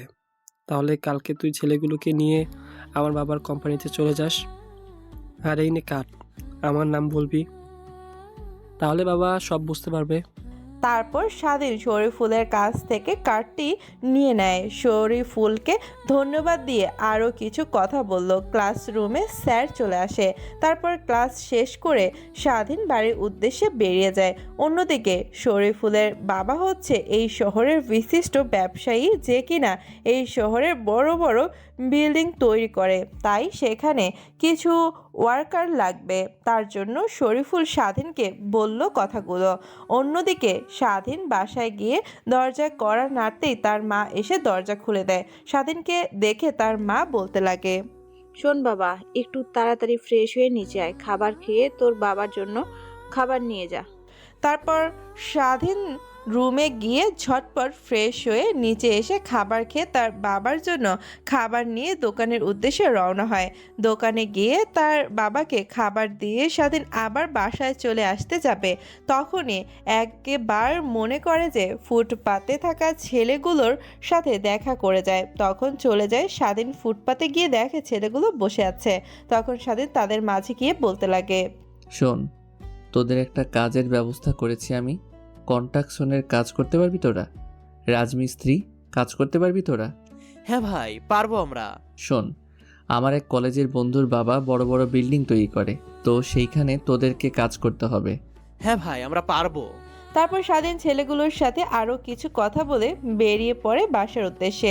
বাসায় গিয়ে দরজা কড়া নাড়তেই তার মা এসে দরজা খুলে দেয়। তখনই স্বাধীনের মা স্বাধীনকে উদ্দেশ্য করে বলতে লাগে, কি রে বাবা, তোর আসতে এত দেরি হলো কেন? না মা, এমনি একটু বাইরে থেকে ঘুরলাম। তারপর স্বাধীন তার মায়ের সাথে আরও কিছু কথা বলে তার রুমে গিয়ে পড়তে বসে। স্বাধীন পড়তেছিল, তখনই তার মা রুমে এসে স্বাধীনকে উদ্দেশ্য করে বলতে লাগে, বাবা, তোর পড়া হয়েছে? হ্যাঁ, কেন মা, কি হয়েছে? তাহলে আয় বাবা, তোর বাবা তোকে ডাকছে খাবার খাওয়ার জন্য। তারপর স্বাধীন তার মায়ের পিছু পিছু খাবার রুমে গিয়ে খাবার খেয়ে তার রুমে এসে একটু রেস্ট নিয়ে জানালা দিয়ে বেরিয়ে যায়। তারপর ফুটপাতে চলে যায়। দেখতে পায় ছেলেগুলোর ল্যাম্প পোস্টের কাছে বসে থেকে কি যেন কথা বলাবলি করছে। তখন তাদের কাছ থেকে চলে যায় স্বাধীন। স্বাধীনকে দেখে তাদের মাঝে থাকা সৌরভ নামের ছেলেটি স্বাধীনকে উদ্দেশ্য করে বলতে লাগে, ভাই আপনি এসেছেন, আমরা আরও আপনাকে নিয়ে আলোচনা করছি। আজকে এই যে ছেলে ডিজে রাব্বির ছেলেপেলেকে মারার কারণ, এর অপরাধটা ছিল তাদের সাথে বসে চা খাওয়া। সৌরভের মুখ থেকে এমন কথা শুনে মুহূর্তেই রেগে যায় স্বাধীন। নিজেকে সামলে নিয়ে স্বাধীন ছেলেগুলোকে উদ্দেশ্য করে বলতে লাগে, তাহলে আমাদের পরবর্তী মিশন হচ্ছে ডিজে রাব্বি। তারপর তারা বেরিয়ে যায় ডিজে রাব্বির আস্তানা খুঁজতে উদ্দেশ্য। চারদিকে খোঁজাখুঁজি করার পর ডিজে রাব্বির আস্তানা খুঁজে পায় তারা। তারপর সবাই একত্র হয়, ডিজে রাব্বির আস্তানায় প্রবেশ করে। এতগুলো ছেলেকে এখানে দেখে মুহূর্তে অবাক বনে যায় ডিজে রাব্বি। নিজেকে সামনে নিয়ে ডিজে রাব্বি বলতে লাগে, তোরা কে? এখানে কেন এসেছিস তোরা? আমি তোর বাপ। তোর এত বড় সাহস আমার সামনে আমাকে নিয়ে বেয়াদবি করছিস? চিনিস আমি কে, কি করতে পারি তোর? ডিজে রাব্বির কথা শুনে স্বাধীন হাহা করে হাসতে লাগে। স্বাধীনের হাসা দেখে মুহূর্তেই অবাক বনে যায় ডিজে রাব্বি। তারপর ডিজে রাব্বি তার ছেলেপেলেকে উদ্দেশ্য করে বলতে লাগে, তোরা দাঁড়িয়ে থেকে দেখছিস কি? সালাদের ধর, মার। তারপর রাব্বিকে ছেলে পেলে আসে স্বাধীন আর স্বাধীনের ছেলেপেলেকে মারার উদ্দেশ্যে। তারপর এক এক করে স্বাধীন মারতে লাগে প্রত্যেকটা ছেলেকে, সাথে সাহায্য করে তার ছেলেপেলে। মুহূর্তে 50 জনেরও বেশি মাটিতে লুটিয়ে পড়ে। শুধু একমাত্র দাঁড়িয়ে আছে রাব্বি। তার কাছে গিয়ে স্বাধীন বলতে লাগে, কি যেন বলছিলি তুই, আবার বলতো। তোমরা কে? আমি তো তোমাদের চিনতে পারিনি, তাই ভুল করে ফেলেছি। প্লিজ আমাকে ক্ষমা করে দাও। আমার কাছ থেকে এই পর্যন্ত কেউ ক্ষমা পাইনি, তুইও পাবি না। আমি আর এই পথে কখনোই আসবো না ফিরে। প্লিজ আমাকে একবারের জন্য যেতে দিন। তোকে ছেড়ে দিলে তুই করবি কি? তুই যে তোর বড় বাপকে বলবি, আর তোর বড় বাপ তোকে অনেক ছেলে পেলে দেবে, পরে আমাদেরকে আসবি মারার জন্য, এই তো? শোন, এখন তোর সামনে যদি 1000 জনও আসে তাও বাঁচতে পারবি না তুই। কথাটি বলে রাব্বির কাছে গিয়ে পেটের ভিতর ছুরি ঢুকিয়ে দেয়। মুহূর্তে নিথর দেহ মাটিতে লুটিয়ে পড়ে। তারপর রাব্বি আর তার ছেলে পেলেকে একত্র করে বেঁধে মাটিতে লিখে দিয়ে আসে স্বাধীন। ঠিক সকলকে এই অবস্থায় করব আমি। এক এক করে শহরের সকল গ্যাংস্টার মাফিয়াদের শেষ করে দেব। আর হ্যাঁ, একটা কথা, আমাদের খোঁজ কখনোই বের করতে পারবি না তোরা, হা হা হা। তারপরে গোডাউনের থাকা সকল ড্রাগস পরিয়ে দেয় স্বাধীন ও তার ছেলেপেলে। আর গোডাউনে থাকা অস্ত্রগুলো তারা তাদের আড্ডার স্থানে নিয়ে যায়। তারপর আর চিন্তা করতে লাগে এগুলো কোথায় রাখবে। তখনই সৌরভ বলে, ভাই, রেল লাইনের পিছনে পরিত্যক্ত একটা গোডাউন আছে, সেখানে কেউ যায় না, একদম জঙ্গলের মাঝখানে। আমরা সেখানে রাখতে পারি এই অস্ত্রগুলো। আর আমাদের দিন দিন শত্রু বাড়ছে, আমাদের অস্ত্র লাগবে এরপর থেকে। হ্যাঁ, তুই ঠিক বলেছিস। আর আমরা এরপর থেকে যখন মিশনে যাব তখন মুখে মার্কস লাগিয়ে যাব, যাতে কেউ বেঁচে থাকলেও আমাদেরকে চিনতে না পারে। স্বাধীনের কথা সকলের যাই জানায়। তারপর সেখান থেকে অস্ত্রগুলো নিয়ে তাদের নতুন গোডাউনের ঘরে রেখে আসে। তারপর সেখান থেকে বেরিয়ে যে যার বাড়িতে চলে যায়। পরের দিন সকালবেলা স্বাধীনের ঘুম ভাঙে আজানের শব্দে। নামাজ পড়ে পুরো শহরটাতে ঘুরে দেখছিল স্বাধীন। হঠাৎ করে একটা মেয়ের সাথে ধাক্কা লাগে স্বাধীনের। পরক্ষয় মেয়েটি এসে স্বাধীনের গালে ঠাস ঠাস করে থাপ্পড় লাগিয়ে দেয় আর বলতে লাগে, তোর ঘরে কি মা বোন নেই? একেবারে ধাক্কা দিলি কেন তুই? সরি, আমি দেখতে পাইনি। তার দেখতে পাবি কিভাবে? কানা হলে তার দেখতে পাবি না তুই? আমি তো বললাম দেখতে পাইনি, তারপরেও এত কথা বলছেন কেন? এমন কথা শুনে আবার স্বাধীনের গালে ঠাস ঠাস করে থাপ্পড় মেরে দেয় মারিয়া। হঠাৎ থাপ্পড়ে স্বাধীন ভ্যাবাচাকা খেয়ে যায়।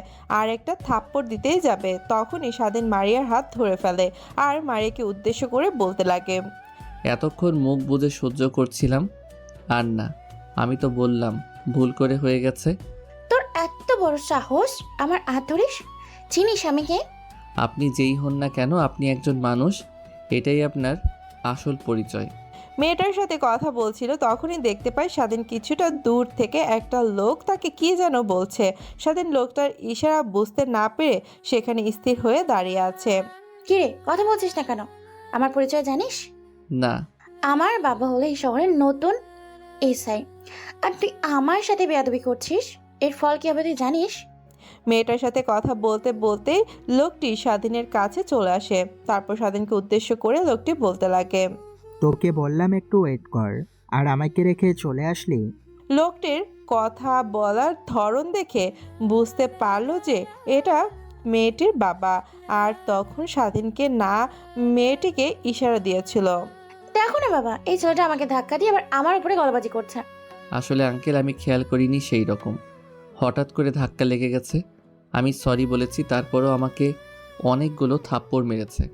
তুমি যাও বাবা, আর আমার মেয়ের হয়ে আমি সরি। না আঙ্কেল, সরি বলার কি আছে, ওকে। কথাটা বলেই সেখান থেকে স্বাধীন গটগট করে চলে যেতে লাগে। তখনই মারিয়া তার বাবার দিকে তাকিয়ে তার বাবাকে উদ্দেশ্য করে বলতে লাগে, বাবা তুমি ছেলেটাকে সরি বললে কেন? ভুলটা তো ওর ছিল। শোন, আমি মানুষ দেখলে বুঝতে পারি যে কে কী রকম, আর ছেলেটাকে দেখে মনে হয়েছে ছেলেটা একদম নির্বোধ। ভুলটা তোর। আর দেখলি না ফেসটাতে কীরকম যেন মায়া জন্ম ছিল। তারপর মারিয়া মনে মনে বলতে লাগে, তাহলে কি ভুলটা আমারই ছিল? খামোখা তাকে মারলাম, আমার কাছে ধাক্কা দিয়েছিল, এটা তো ভুল না? হয়তো না বুঝে কিংবা না দেখে, কিন্তু সামনের দিকে তাকিয়ে তো আসছিল, বোধহয় মনে মনে কোনো কিছু চিন্তা করছিল। এই কথাগুলো ভাবছে আর আনমনে হাঁটতে লাগে। হঠাৎ করে মারিয়া একটা ছেলের সাথে ধাক্কা খায়। ছেলেটার দিকে তাকিয়ে মারিয়া বলতে লাগে, সরি ভাইয়া, আমি আসলে বুঝতে পারিনি। It's okay. মারিয়া আর বোঝার বাকি রইল না যে ছেলেটা কোনো কিছু চিন্তা করছিল আর হঠাৎ করে ধাক্কা লাগে আমার সাথে। তখনই পাশ থেকে মারিয়ার বাবা মারিয়াকে উদ্দেশ্য করে বলতে লাগে, তুই যে এখন ছেলেটাকে ধাক্কা দিলি, তাহলে কি তোর না ছেলেটার দোষ? তারপর মারিয়া আর মারিয়ার বাবা জগিং শেষ করে তাদের বাসার উদ্দেশ্যে রওনা হয়। বাসায় গিয়ে ক্লান্ত শরীর নিয়ে মারিয়া আর মারিয়ার বাবা বসার রুমে বসে পড়ে। তখনই মারিয়া তার মাকে উদ্দেশ্য করে বলতে লাগে, মা 2 কাপ কফি দিও তো আমাদের। তোরা একটু ওয়েট কর, আমি বানিয়ে নিয়ে আসছি।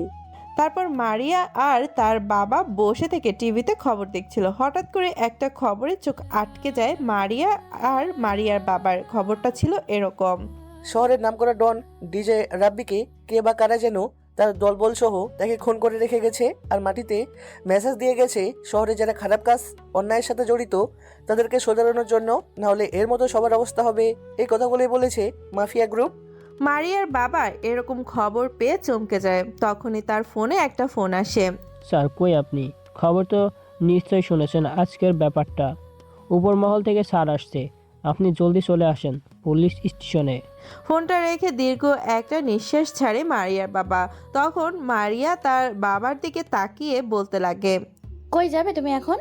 খবরে তো দেখতেই পেলি, তোকে আর নতুন করে কি বলবো, এখন যেতে হবে আমাকে সেখানে।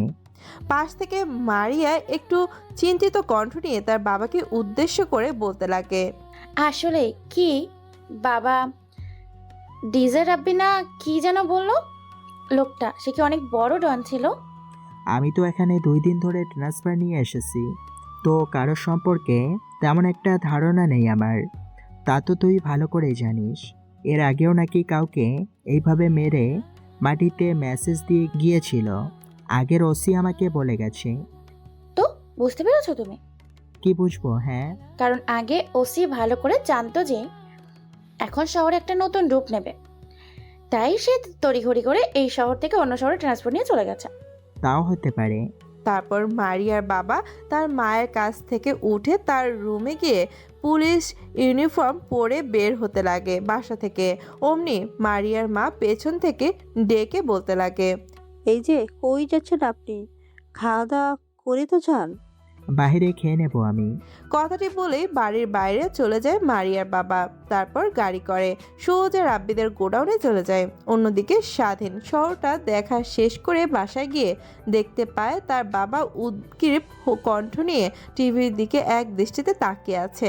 স্বাধীন গিয়ে তার বাবার কাছে বসে থেকে টিভি দেখতে লাগে। টিভিতে দেখাচ্ছে রাব্বিদেরকে যে মেরে এসেছে সেই খবর।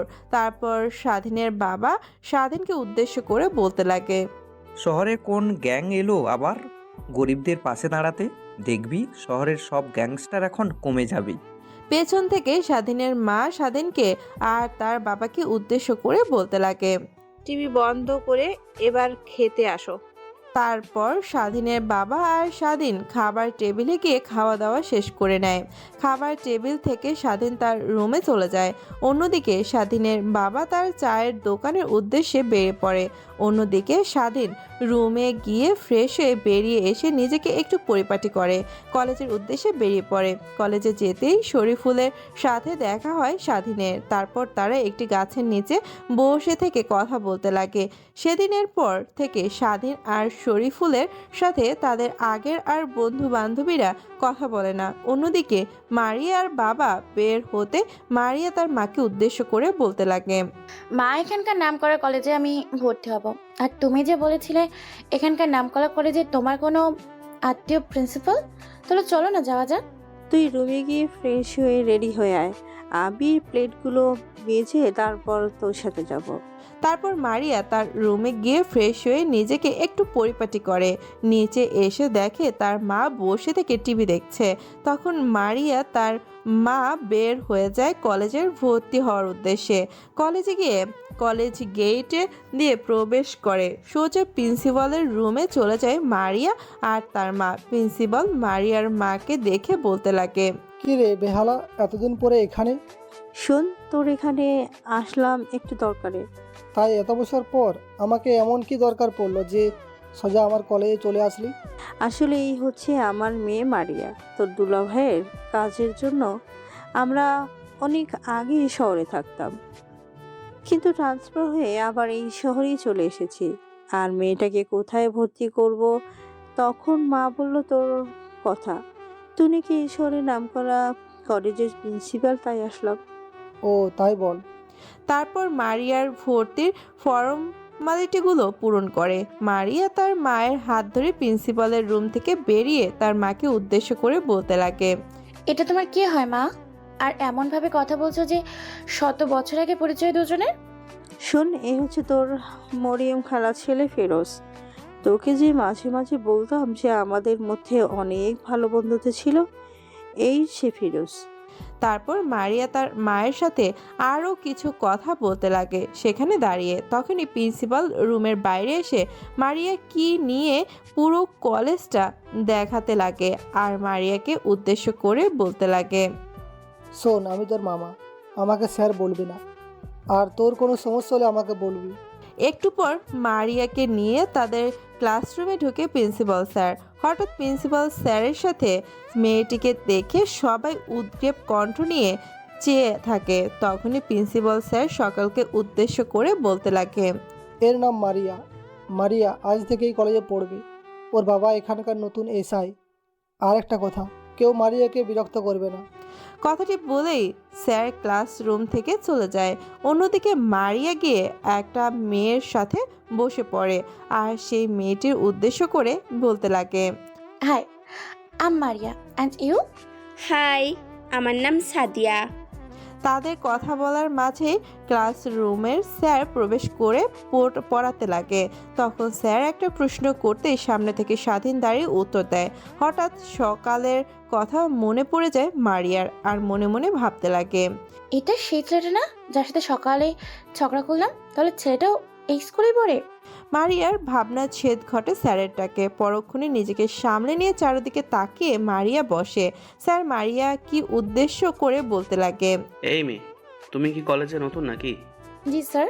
তাহলে তুমি ক্লাসের দিকে মন না দিয়ে মন কোথায় দিয়ে আছো? হ্যাঁ, এত করে ডাকছি, কোনো সারা শব্দ নেই তোমার? স্যার আরও দুইটা কথা বলে ক্লাস করাতে লাগে। অন্যদিকে স্বাধীন মেয়েটিকে এখানে দেখে তো অবাক। তারপর এক এক করে ক্লাস শেষ করে স্বাধীন কলেজ থেকে বের হতে যাবে, তখন পেছন থেকে মারিয়া ডেকে বলতে লাগে, এই যে আপনাকে বলছি, সেই কখন থেকে ডাকছি, শুনতে পান না নাকি? আসলে সকালের জন্য আম সো সরি, আমি বুঝতে পারিনি। আর হ্যাঁ, আজকে থেকে তো আমরা ক্লাসমেট। তো তোমার নামটা বলবে? আমার নাম স্বাধীন। আমার বাবা পেশায় একজন চাওয়ালা। কি চাওলা? তাহলে তুমি এত ব্যয়বহুল কলেজে কিভাবে পড়ছো? আসলে তুমি কলেজে নতুন তো, ধীরে ধীরে সব জানতে পারবে আমার সম্পর্কে। কথাটা বলেই সেখান থেকে চলে যায় স্বাধীন। অন্যদিকে মারিয়া ছেলেটি এরকম অ্যাটিটিউড দেখে মনে মনে বলতে লাগে, চাওয়ালা ছেলে হয়ে আবার তার অ্যাটিটিউড কি পাপ্পা। তারপর মারিয়াও সেখান থেকে বাসায় চলে যায়। অন্যদিকে স্বাধীন বাসায় গিয়ে ফ্রেশ হয়ে খাবার খেয়ে ফুটপাতে চলে যায়। ফুটপাতে গিয়ে ছেলেগুলোকে নিয়ে শরীফুলের দেওয়া অ্যাড্রেস অনুযায়ী তার বাবার কোম্পানিতে চলে যায়। তারপর কোম্পানিতে গিয়ে কার্ড দেখাতে স্বাধীনকে শরীফুলের বাবার ডেস্কে নিয়ে যায়। সেখানে থাকা পিয়ন স্বাধীন শরীফুলের বাবার ডেস্কে গিয়ে তার নাম বলতেই শরীফুলের বাবা স্বাধীনকে উদ্দেশ্য করে বলতে লাগে, তোমাকে আর কিছু বলতে হবে না। শরীফুল তোমার সম্পর্কে আমার কাছে অনেক কিছু বলেছে। আর কয়জন ছেলে এসেছে তোমার সাথে? আঙ্কেল, আমার সাথে 25 জন ছেলে এসেছে। আর ওদের খাওয়া থাকা নিয়ে চিন্তা করতে হবে না। আমার কোম্পানি থেকে ওদের থাকা খাওয়ার ব্যবস্থা করে দেব। আর মাসে কিন্তু অল্প টাকা বেতন, 15,000 টাকা। আঙ্কেল, এতেই ওদের হয়ে যাবে। ওদের শুধু থাকার আর খাওয়ার অসুবিধা, আর আপনি থাকা খাওয়া ফ্রি করে দিলেন। অনেক অনেক ধন্যবাদ। তারপর স্বাধীন রুম থেকে বেরিয়ে ছেলেগুলোকে উদ্দেশ্য করে শরীফুলের বাবার কথাগুলো বলে। ছেলেগুলোর অনেক খুশি হয়ে কথাটা শুনে। তারপর তাদেরকে সেখানেই রেখে স্বাধীন বাড়ির উদ্দেশ্যে বেরিয়ে পড়ে। বাড়ির উদ্দেশ্যে বের হওয়ার আগে ছেলেগুলোকে স্বাধীন বলে আসে, আজ থেকে আমরা ফুটপাতে দেখা করব না। আজ থেকে রাত 9টার দিকে তোমাদের এখান থেকে কিছুটা দূরে যে একটা ফাঁকা মাঠ আছে সেইখানে দেখা করব। কথাটি বলেই স্বাধীন বেরিয়ে পড়েন। বাসায় গিয়ে দরজা করা নাড়তেই তার মা দরজা খুলে স্বাধীনকে উদ্দেশ্য করে বলতে লাগে, কই গেলি বাবা তুই? সেই কলেজ থেকে এসে বেরিয়েছিস আর এইমাত্র আসছিস? মায়ের এরকম কথা শুনে একটু চমকে যায়। মুহূর্তে নিজেকে সামনে নিয়ে স্বাধীন তার মাকে সকল কথা খুলে বলে। তার মা সব শুনে অনেকটাই খুশি হয়, কারণ ছেলের এমন উর্বরতা দেখে। তারপর স্বাধীন তার রুমে গিয়ে ফ্রেশ হয়ে নিচে এসে খাবার খেয়ে তার রুমে গিয়ে পড়তে বসে। রাত্রি 9টা বাজলে স্বাধীন জানালা দিয়ে বের হয়ে সেই বড় মাঠে চলে যায়।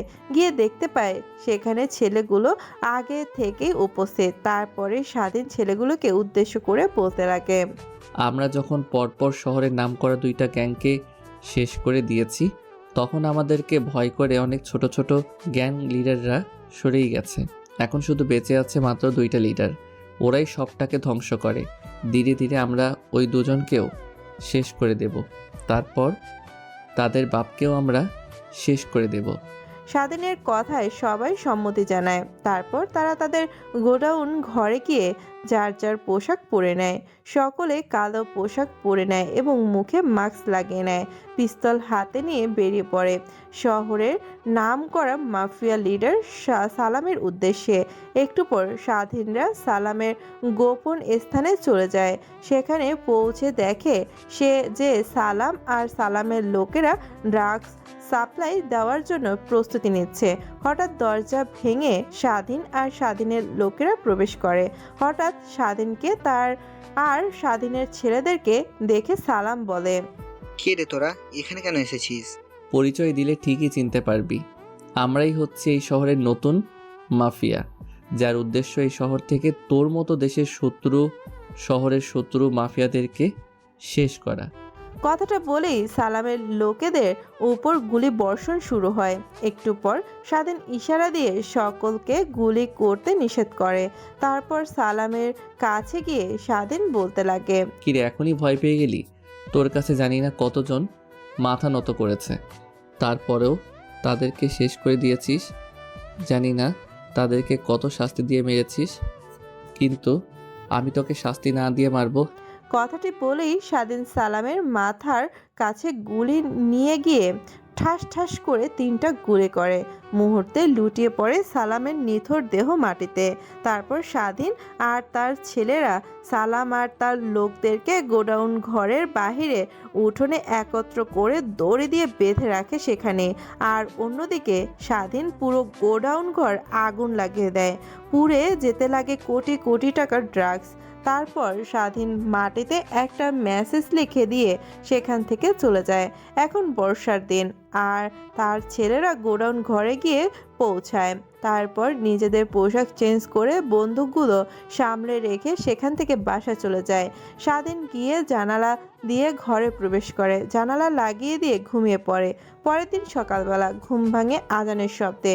তারপর ঘুম থেকে উঠে নামাজ পড়ে রাস্তা দিয়ে হাঁটতে লাগে সে। একটু পর দেখতে পায় মারিয়া আর তার বাবা রাস্তা দিয়ে জগিং করছে। স্বাধীনের পাশ দিয়ে মারিয়া যখন যায়, এক পলকে তাকিয়েছিল মারিয়া স্বাধীনের দিকে। এদিকে মারিয়া তার বাবাকে উদ্দেশ্য করে বলতে লাগে, আচ্ছা বাবা, চাওয়ালা ছেলে কিভাবে একটা বড় কলেজে চান্স পায়? শোন, কখনোই কাউকে ছোট করে দেখবে না। যে যত ছোটই হোক না কেন, নিশ্চয় ছেলেটির মাঝে এমন কোনো ট্যালেন্ট আছে যে বড় কলেজে চান্স পেয়েছে। অনেক সময় দেখিস না যে গরিব ঘরের ছেলেরা বড় বড় কলেজে পড়াশোনা করে। আচ্ছা বাবা, তুমি চাওয়ালাকে কোন নজরে দেখো? শোন মা, তুই আগে থেকে জানিস আমি বড় লোকদের পছন্দ করি না। একটা মানুষ সৎ পথে ইনকাম করে খায়, সেটা চা বিক্রি করে হোক কিংবা ভাত বিক্রি করে হোক। আর শোন, তুইও কখনো কাউকে ছোট নজরে দেখবি না, কারণ দিন শেষে আমরা সবাই মানুষ। তারপর মারিয়া আর মারিয়ার বাবা বাসায় চলে যায়। স্বাধীন তার শহরটা একটু ঘুরে দেখে বাসা চলে যায়। বাসায় গিয়ে ফ্রেশ হয়ে নাস্তা করে নিজের রুমে গিয়ে একটু পরিপাটি হয়ে কলেজের উদ্দেশ্যে বেরিয়ে পড়ে। এই দিকে মারিয়াও তার বাসায় গিয়ে ফ্রেশ হয়ে নাস্তা করে কলেজের উদ্দেশ্যে বেরিয়ে পড়ে। মারিয়া কলেজে যাওয়ার সময় হঠাৎ রাস্তা দিয়ে স্বাধীনকে হেঁটে যেতে দেখে। স্বাধীনের কাছে গাড়ি দাঁড় করিয়ে স্বাধীনকে উদ্দেশ্য করে বলতে লাগে মারিয়া, তুমি কি প্রত্যেক দিন হেঁটে কলেজে যাও? হঠাৎ এমন কথা শুনে স্বাধীন পাশ ফিরে দেখে মারিয়া তাকে উদ্দেশ্য করে গাড়ির ভেতর থেকে কথাগুলো বলছে। তারপর স্বাধীন নিজেকে সামলে নিয়ে মারিয়াকে উদ্দেশ্য করে বলতে লাগে, হ্যাঁ, আমি প্রত্যেক দিন এইভাবেই কলেজে যাই। এখান থেকে তো মাত্র 3 কিলোমিটার দূরে আমাদের কলেজ, তো আমার হেঁটে কলেজে যেতে কোনো সমস্যা হয় না। স্বাধীনের মুখ থেকে এমন কথা শুনে হক চুকিয়ে যায় মারিয়া। নিজেকে সামনে নিয়ে মারিয়া স্বাধীনকে উদ্দেশ্য করে বলতে লাগে, আচ্ছা আর কথা বলতে হবে না, গাড়িতে ওঠো। দরজা খুলে দিয়ে স্বাধীনকে উদ্দেশ্য করে বলে ওঠে কথাগুলো মারিয়া। না না, আমি হেঁটে যেতে পারবো। গাড়িতে উঠতে বলেছি, ওঠো। অত কথা বলো কেন তুমি? তারপর স্বাধীন আর কিছু না বলে গাড়িতে উঠে পড়ে। একটু পর গাড়ি কলেজে প্রবেশ করতেই হঠাৎ স্বাধীনকে গাড়ি থেকে নামতে দেখে তার বন্ধুরা এক দৃষ্টিতে তাকিয়ে আছে। একটু পর দেখতে পায় যে গাড়িটা আর কারো না, মারিয়ার, কলেজের নতুন মেয়ে। কি রে, কি দেখলাম এটা? স্বাধীন ওই মেয়েটা এক গাড়িতে করে আসলো না? হ্যাঁ, আমি তো তাই দেখলাম। শালার কপাল দেখেছো মামা, নতুন মেয়েটা এসেই প্রেমে পড়ে গেছে। স্বাধীনের দিকে তাকিয়ে আরও কথা বলতে লাগে স্বাধীনের পুরনো বন্ধুরা। একটু পর স্বাধীন আর মারিয়া তাদের ক্লাসরুমে চলে যায়। একটু পর সেখানে শরীফুলও চলে আসে। তখন স্বাধীন আর মারিয়াকে একসাথে বসে কথা বলতে দেখে একটু জেলাস ফিল করে, কিন্তু পরক্ষণেই সামনে নিয়ে স্বাধীনকে উদ্দেশ্য করে বলতে লাগে। স্বাধীনের হাত ধরে সেখান থেকে তুলে নিয়ে ক্লাসরুমের বাইরে গিয়ে স্বাধীনকে উদ্দেশ্য করে শরীফুল বলতে লাগে, মামা, তোদের মধ্যে কি চলছে? যেখানে তোর কাছ থেকে 100 গজ দূরে থাকে কলেজের প্রত্যেকটা মেয়ে, সেখানে কেনা মাত্র 2 দিনেই এই মেয়েটা তোর সাথে এসে কথা বলছে। আবার দেখলাম এক গাড়িতে করে আসলে দুজন। তারপর স্বাধীন শরীফুলকে সব কথা খুলে বলে কিভাবে মারিয়ার সাথে এক গাড়িতে করে আসলো। তারপর তারা দুজন ক্লাসরুমে গিয়ে বসে পড়ে। একটু পর স্যার চলে আসে। স্যার এসে ক্লাস করাতে লাগে। এভাবে কেটে যায় সারাটা দিন। দেখতে দেখতে প্রায় 7 দিন কেটে যায়। এই 7 দিনে স্বাধীন বা তার ছেলেরা কোনো গ্যাংকে আক্রমণ করেনি, কারণ তারা দেখতে চেয়েছিল যে তারা যদি 7 দিন কোনো গ্যাংয়ের উপর আক্রমণ না করে তখন তারা কি করে। এই 7 দিনে আবার বেড়ে যায় গ্যাংয়ের সংখ্যা এবং সব ধরনের খারাপ কাজ। তারপর স্বাধীন ও তার ছেলেপেলেগুলো এক এক করে শহরের সব কয়টা গ্যাং শেষ করতে লাগে। অন্যদিকে বিশিষ্ট ব্যবসায়ী রফিক চৌধুরী তার ছেলেদেরকে উদ্দেশ্য করে বলতে লাগে, কে এই নতুন মাফিয়া, যেখানে শহর থেকে সকল মাফিয়ার ডনদেরকে মেরে মেরে বিতর্ক করছে?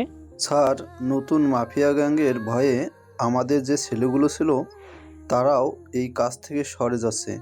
এভাবে চলতে থাকলে আমাদেরকে পথে বসতে হবে একদিন। যত টাকা লাগে আমি দিব, যেভাবে পারিস বের কর নতুন মাফিয়া রানকে। অন্যদিকে ক্লাসরুমে বসেছিল স্বাধীন। তখন তার কাছে এসে মারিয়া তার হাত ধরে টানতে টানতে একটা নিরিবিলি স্থানে নিয়ে যায়। তারপর স্বাধীন মারিয়াকে উদ্দেশ্য করে বলতে লাগে, কি হলো, তুমি এখানে আনলে কেন? আসলে তোমাকে একটা কথা বলার ছিল, তার জন্য এখানে এনেছি। কি এমন কথা বলবে যে ক্লাসরুম থেকে এখানে নিয়ে আসলে? কিভাবে যে বলবো তোমাকে। এত ভঙ্গিমা না করে কি হয়েছে বলো। আসলে স্বাধীন, আমি তোমাকে প্রথম দেখায় ভালোবেসে ফেলেছি। এবার জানি না কিভাবে তোমার সাথে দেখা, কিভাবে তোমার সাথে পরিচয়, তা আমি কিচ্ছু জানতেও চাই না। তুমি কি থাকবে আমার জীবনের এক নতুনতা হয়ে, বাকিটা পথ চলার এক নতুন মানুষ? মারিয়ার মুখ থেকে এরকম কথা শুনে মুহূর্তেই অবাক হয়ে যায় স্বাধীন। মারিয়ার এমন প্রশ্নে কি বলবে কোনো উত্তর খুঁজে পায় না। না পেয়ে মারিয়াকে উদ্দেশ্য করে স্বাধীন বলতে লাগে, দেখ, তোর আর আমার সম্পর্ক রাতের দিনের তফাৎ। যেখানে তোর বাবা একজন পুলিশের এসআই আর আমার বাবা সামান্য চাওয়ালা। বাবা ইনকাম করে, দিন এনে দিন খেতে হয়, কিছুদিন না খেয়ে ঘুমাতে হয় রাতে। তুই কখনোই আমার সাথে সুখে থাকতে পারবি না। এর থেকে বেটার হয় আমরা বন্ধু হিসেবে থাকি।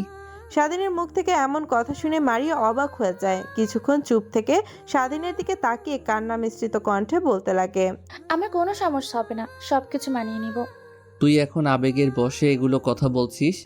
কিছুদিন পর যখন খেতে পারবি না তখন ঠিকই বুঝতে পারবি, আর তখন আমাকে ছেড়ে চলে আসবি। কথাটা বলেই মারিয়ার সাথে আর কোনো কথা না বলে স্বাধীন সোজা ক্লাসরুমে চলে যায়। এদিকে মারিয়া স্ট্যাচুর মতো সেখানেই দাঁড়িয়ে আছে। তারপর সেখান থেকে মারিয়াও ক্লাসরুমে গিয়ে নিজের সিটে বসে। স্বাধীন একবার মারিয়ার দিকে তাকিয়ে দেখে তার চোখ বেয়ে পানি পড়ছে। অন্যদিকে স্বাধীন মনে মনে বলতে লাগে, আমিও তো তোমাকে ভালোবাসি। আমার এই ওয়ানের সিট জীবনে কিভাবে তোমাকে ঠাঁই দেব জানি না, বাঁচবো কিনা মরবো। যত বড় বড় গ্যাংস্টার আমার পিছনে লেগেছে আমায় মারার জন্য, বোধহয় বেশি দিন বেঁচে থাকতে পারবো না এই পৃথিবীতে। তাই তোমার সাথে মিথ্যা মায়ায় না জড়িয়ে তোমাকে কষ্ট দিলাম। তারপর স্বাধীন ক্লাস শেষ করে সেখান থেকে বাড়ির উদ্দেশ্যে বেরিয়ে যায়। অন্যদিকে মারিয়া ক্লাস শেষ করে বাড়িতে গিয়ে সোজা তার রুমে চলে যায়। রুমে গিয়ে দরজা লাগিয়ে কান্না করতে লাগে আর বলতে লাগে, জীবনে ভালোবাসা কি তা আমি জানি না, তোমায় দেখে আমি প্রথম ভালোবাসা শিখেছি, আর সেখানে কিনা তুমি আমাকে রিজেক্ট করলে, কষ্ট দিলে। ঠিক আছে, কালকে থেকে আমি নতুন নতুন ছেলেদের সাথে বন্ধুত্ব করব, তোমার সাথে আর কথাই বলবো না। অন্যদিকে স্বাধীন ফ্রেশ হয়ে খাবার খেয়ে একটু পরে যখন রাত্রি 9টা বাজে তখন স্বাধীন জানালা দিয়ে বের হয়ে মাঠে গিয়ে ছেলেদের সাথে দেখা করে গোডাউন রুমে গিয়ে যে যার পোশাক পরে বন্দুক হাতে নিয়ে বেরিয়ে পড়ে আর এক নতুন গ্যাংকে শেষ করার উদ্দেশ্যে। পরের দিন সকালবেলা ঘুম থেকে উঠে নামাজ পড়ে খাওয়া দাওয়া শেষ করে কলেজের উদ্দেশ্যে বেরিয়ে পড়ে স্বাধীন। আজকে তাকে হেঁটে যেতে হয় প্রতিদিন, তো মারিয়া নিয়ে যায় তাকে। আজকে মারিয়ার গাড়ি চলে গেল, স্বাধীনকে নিয়ে যায় না সাথে। স্বাধীন মনে মনে বলতে লাগে, মেয়েটাকে কালকে যে আঘাত দিয়েছি তাতে তো একটু অভিমান করবেই। তারপর স্বাধীন সোজা কলেজে চলে আসে। কলেজে এসে দেখে মারিয়া স্বাধীনের পুরনো বন্ধুদের সাথে বসে আড্ডা দিচ্ছে। স্বাধীন এক পলক এদিকে তাকিয়ে ক্লাসরুমের উদ্দেশ্যে রওনা হয়। ক্লাসরুমে গিয়ে শরীফুলের কাছে বসে পড়ে স্বাধীন। একটু পর মারিয়া আর তার বন্ধুরা চলে আসে। স্বাধীনের দিকে একবার ফিরেও তাকায় না মারিয়া। এতে অনেকটাই রাগ হয় স্বাধীনের। একটু পর স্যার এসে ক্লাস করাতে লাগে। অন্যদিকে প্রতিদিনের ন্যায় স্বাধীনের নজর ক্লাসের দিকে নেই। আজকে শুধু এক দৃষ্টিতে তাকিয়ে আছে মারিয়ার দিকে। স্বাধীনকে এভাবে তাকিয়ে থাকতে দেখে স্যার স্বাধীনের উদ্দেশ্যে বলতে লাগে, কি হয়েছে তোমার স্বাধীন? এইরকম আনমনা হয়ে ক্লাস করছো কেন? ক্লাসের দিকে মন নেই? স্যার এরকম ধমক শুনে স্বাধীনের ঘোর কাটে এবং সে ক্লাসের দিকে মনোযোগী হয়। পরে কলেজ শেষ করে মারিয়া তার গাড়ি নিয়ে রওনা হয়। অমনি স্বাধীন এসে পেছন থেকে মারিয়ার হাত চেপে ধরে। পেছনে ঘুরে মারিয়া দেখে স্বাধীনকে। স্বাধীনের হাত থেকে হাতটা জোর করে ছাড়িয়ে নিয়ে আবার হাঁটতে লাগে গাড়ির উদ্দেশ্যে। স্বাধীন পেছন থেকে আবার হাত চেপে ধরে, আবার হাত ছাড়াতে যাবে তখন স্বাধীন মারিয়াকে উদ্দেশ্য করে বলতে লাগে, তোমার সাথে কিছু কথা বলতে চাই, প্লিজ একটু এদিকে আসবে? বলবে? এখানে বলো, আমার বাসায় যেতে হবে রাত্রে। প্লিজ একটু এদিকে আসো, বেশি সময় নেব না, তোমাকে কিছু গুরুত্বপূর্ণ কথা বলবো। স্বাধীন মারিয়ার দেওয়া অবহেলা সহ করতে পারছে না, তাই চিন্তা করছে মারিয়াকে সব কথা খুলে বলবে স্বাধীন। তারপর মারিয়ার হাত ধরে একটা গাছের নিচে গিয়ে বসে স্বাধীন। মারিয়াকে উদ্দেশ্য করে বলতে লাগে, আমি তোমাকে রিজেক্ট করেছি কেন জানো? না। আমার জীবনের কোনো নিরাপত্তা নেই, কখন আমাকে মেরে ফেলবে আমি নিজেও জানি না। স্বাধীনের মুখ থেকে এরকম কথা শুনে মুহূর্তে চমকে ওঠে মারিয়া। পরক্ষণে নিজেকে সামলে নিয়ে মারিয়া স্বাধীনকে উদ্দেশ্য করে বলতে লাগে, কি বলছো এগুলো তুমি? তোমার জীবনে রিস্ক মানে? তুমি আমাকে কথা দাও যে তুমি ছাড়া আর এই কথা কেউ জানতে পারবে না। তারপর মারিয়া তার হাতটি স্বাধীনের হাতের ভেতর গুজে দিয়ে স্বাধীনকে উদ্দেশ্য করে মারিয়া বলতে লাগে, আমি তোমাকে কথা দিলাম, তুমি আর আমি ছাড়া এই কথা কেউ জানতে পারবে না। তুমি কি নতুন মাফিয়া ডনের কথা শুনেছ? হ্যাঁ, শুনেছি যে কিনা এই শহরটাকে সন্ত্রাসমুক্ত করতে চায়। এর জন্য এক এক করে শহরে থাকা সকল মাফিয়াদেরকে মেরে ফেলছে। সে নতুন মাফিয়া ডন কেউ না, জানো সে আমি। স্বাধীনের মুখ থেকে এরকম কথা শুনে মুহূর্তে চমকে যায় মারিয়া। পরক্ষণে নিজেকে সামলে নিয়ে স্বাধীনকে উদ্দেশ্য করে বলতে লাগে, তুমি যে বললে কথাগুলো সব সত্যি? হ্যাঁ, আমি সেই নতুন মাফিয়া ডন, এটাই সত্যি। তারপর স্বাধীন মাঠের দিকে তাকিয়ে থেকে শুরু থেকে শেষ পর্যন্ত বলতে লাগে কিভাবে যে কি এই মাফিয়ার ডন হয়ে উঠল। তারপর স্বাধীন মাটি থেকে চোখ ঘুরিয়ে মারিয়ার দিকে তাকাতে দেখে মারিয়ার চোখ বেয়ে পানি পড়ছে। তারপর মারিয়ার সাথে আরও কিছু কথা বলে স্বাধীন সেখান থেকে উঠতে যাবে, অমনি পেছন থেকে জড়িয়ে ধরে মারিয়া। তারপর স্বাধীনকে উদ্দেশ্য করে মারিয়া বলতে লাগে, তুমি ডন হও কিংবা মাফিয়া হও সেটা আমার দেখার বিষয় না। আমি তোমাকে ভালোবাসি, এটাই প্রথম, এটাই শেষ। তারপর মারিয়া স্বাধীনকে আর কিছু না বলে গাড়ি নিয়ে বাড়িতে চলে যায়। অন্যদেরকে স্বাধীন কলেজ থেকে বাসায় গিয়ে দরজায় কড়া দিতেই তার মা এসে দরজা খুলে দেয়। তারপর স্বাধীনের মা স্বাধীনকে উদ্দেশ্য করে বলতে লাগে, তোর বাবা তোকে কলেজ থেকে এসে দোকানে যেতে বলেছে। কেন মা? তোর বাবার শরীরটা দিন দিন অবনতি হচ্ছে। কতবার করে বললাম যে হাসপাতালে যাও, কিন্তু সে যাচ্ছে না, শুধুই বলে যাচ্ছে টাকা নেই। আচ্ছা মা, অনেক ক্ষুধা লাগছে, তুমি খাবার দাও, আমি ফ্রেশ হয়ে আসছি। তারপর স্বাধীন তার মার রুমে গিয়ে ফ্রেশ হয়ে পোশাক পরিবর্তন করে খাবার খেয়ে তার বাবার দোকানের উদ্দেশ্যে বেরিয়ে যায়। দোকানে গিয়ে তার বাবাকে উদ্দেশ্য করে স্বাধীন বলতে লাগে, বাবা তুমি আসতে বলেছিলে? হ্যাঁ বাবা, শরীরটা তেমন ভালো না, তাই তোর মাকে বলে আসছিলাম তুই কলেজ থেকে ফিরলে দোকানে পাঠিয়ে দেওয়ার জন্য। আচ্ছা বাবা, আমি চলে এসেছি, তুমি তাহলে বাসায় যাও। তারপর স্বাধীনের বাবা দোকানে স্বাধীনকে বুঝিয়ে দিয়ে বাসায় চলে যায়। অন্যদিকে মারিয়া তার রুমে গিয়ে ফ্রেশ হয়ে তার মায়ের সাথে গল্প করতে লাগে। তখনই দরজায় কে যেন কলিং বেল দেয়। দৌড়ে গিয়ে মারিয়া দরজা খুলে দেখে তার বাবার সামনে দাঁড়ানো। অন্যদিকে স্বাধীন রাত্রে দোকান বন্ধ করে স্বাধীন বেরিয়ে পড়ে বাসার উদ্দেশ্যে। তারপর স্বাধীন বাসায় গিয়ে দরজা কড়া নাড়তেই তার মা এসে দরজা খোলে। তারপর স্বাধীন দোকানদারি করে যে টাকা পেয়েছে সেই টাকা তার মায়ের হাতে গুঁজে দেয়। তারপর সে রুমে চলে যায়। রুমে গিয়ে স্বাধীন ফ্রেশ হয়, নিচে এসে খাওয়া শেষ করে একটু পড়তে বসে। যখন 9টা বাজে তখন স্বাধীন জানালা দিয়ে বের হয়ে যায় মাঠের উদ্দেশ্যে। মাঠে গিয়ে দেখে সেখানে আগে থেকেই রয়েছে সৌরভ আর তার বন্ধুরা। স্বাধীনকে দেখে এগিয়ে আসে তারা। ছেলেগুলো মাঠে থেকে উঠে আসে, তখন সৌরভ বলতে লাগে, ভাই আজকে কার খেল খতম করব? আমি খবর পেয়েছি যে সালাম আর শহরের নামি দামি সব ডন মাফিয়া একত্র হয়ে আমাদেরকে শেষ করবার জন্য মিটিং করছে তারা। তাহলে আমরা কি করব এখন? এখনই আমাদের মোক্ষম সময়, না হইলে পরে সময় পাওয়া যাবে না। সবাই যেহেতু একত্র আছে, ওদের উপরে হামলা করে সকলকে শেষ করে দেব। সেখানে থাকা প্রত্যেকটা গ্যাংকে শেষ করতে পারলে শহরে আর কোনো লিডাররা বেঁচে থাকবে না। ওকে ভাই, তাহলে চলেন আমাদের গোডাউন ঘরে। তারপর স্বাধীন আর তার ছেলেরা গোডাউন ঘরে গিয়ে যে যার পোশাক পরে পিস্তল হাতে নিয়ে বেরিয়ে পড়ে সালামদের ডেরায়। অন্যদিকে এখানে যারা আছি সকলের একটাই শত্রু, তার নাম নতুন মাফিয়া ডন, আর আমাদের বের করতে হবে এই নতুন মাপের ডন কারা। আর তখন সেখানে স্বাধীন উপস্থিত হয়। লোকগুলোকে উদ্দেশ্য করে স্বাধীন বলতে লাগে, খুঁজতে হবে না তোদের, আমি চলে এসেছি। তোরা স্মরণ করেছিস আর আমি না এসে থাকতে পারি? বল। তাহলে তুই নতুন মাফিয়া, তা মাস্ক পরে আছিস কেন? মাস্ক খোল দেখি তোর চেহারাটা। আমাকে দেখলে তুই নিজেই প্যান্টে হিসি করে দিবি, সো আমাকে তোর দেখতে হবে না। এক কাজ কর, আমার অ্যাকশন তুই দেখ। আচ্ছা, আমরা একটা ডিল করতে পারি। তুই যেহেতু নতুন মাফিয়া, আমরা পুরনো, তুই আমাদের সাথে যোগ দে। তোদের সাথে যোগ দেওয়ার হলে অনেক আগেই যোগ দিতাম। আমি এই শহর থেকে তোদের মতো মাফিয়া গ্যাংস্টারদেরকে সরাতে চাই।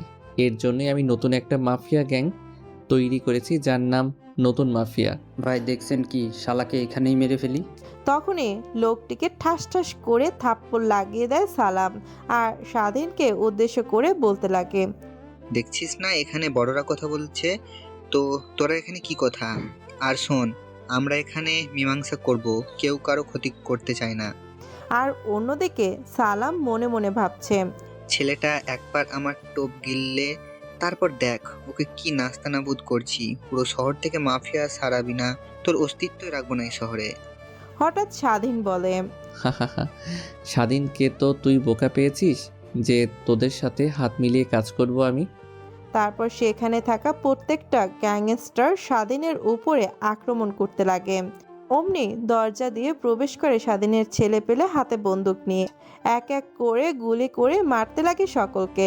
একটু পর চারদিকে লাল রক্ত পুরো রুম জুড়ে, নিথর শরীরগুলো নিচে পড়ে আছে আর নীরবতা। সকলের নিথর দেহ পড়ে আছে মাটিতে। শুধুমাত্র সালাম তখন সালামের কাছে গিয়ে স্বাধীন বলতে লাগে, আমি জানি তোদের পিছনে একটা বড় হাত আছে, সেই হাতটাকে ভালোই ভালোই বলবি নাকি তোর পরিবারকেও মেরে ফেলবো।